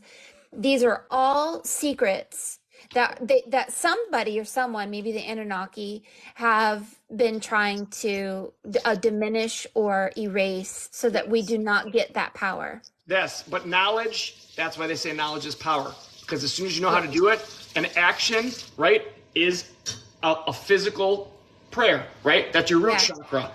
Yeah. You guys, we're so close. We're so close now that I can't even stand it. I know. I'm borderline nervous about being in Sedona. Because if I come back with horns or something, we're gonna be mean to you because we want you to keep going. We're right on the edge. nothing can stop us now. Nothing can stop us now. Everyone have a wonderful weekend. Mary, thank you so much. Thank Love you guys. so much. So enjoyed it. So powerful. So much to think about. And we love you. Yeah, love you too. We'll see you guys soon. Take Okay, care. see you guys later. All right, bye-bye.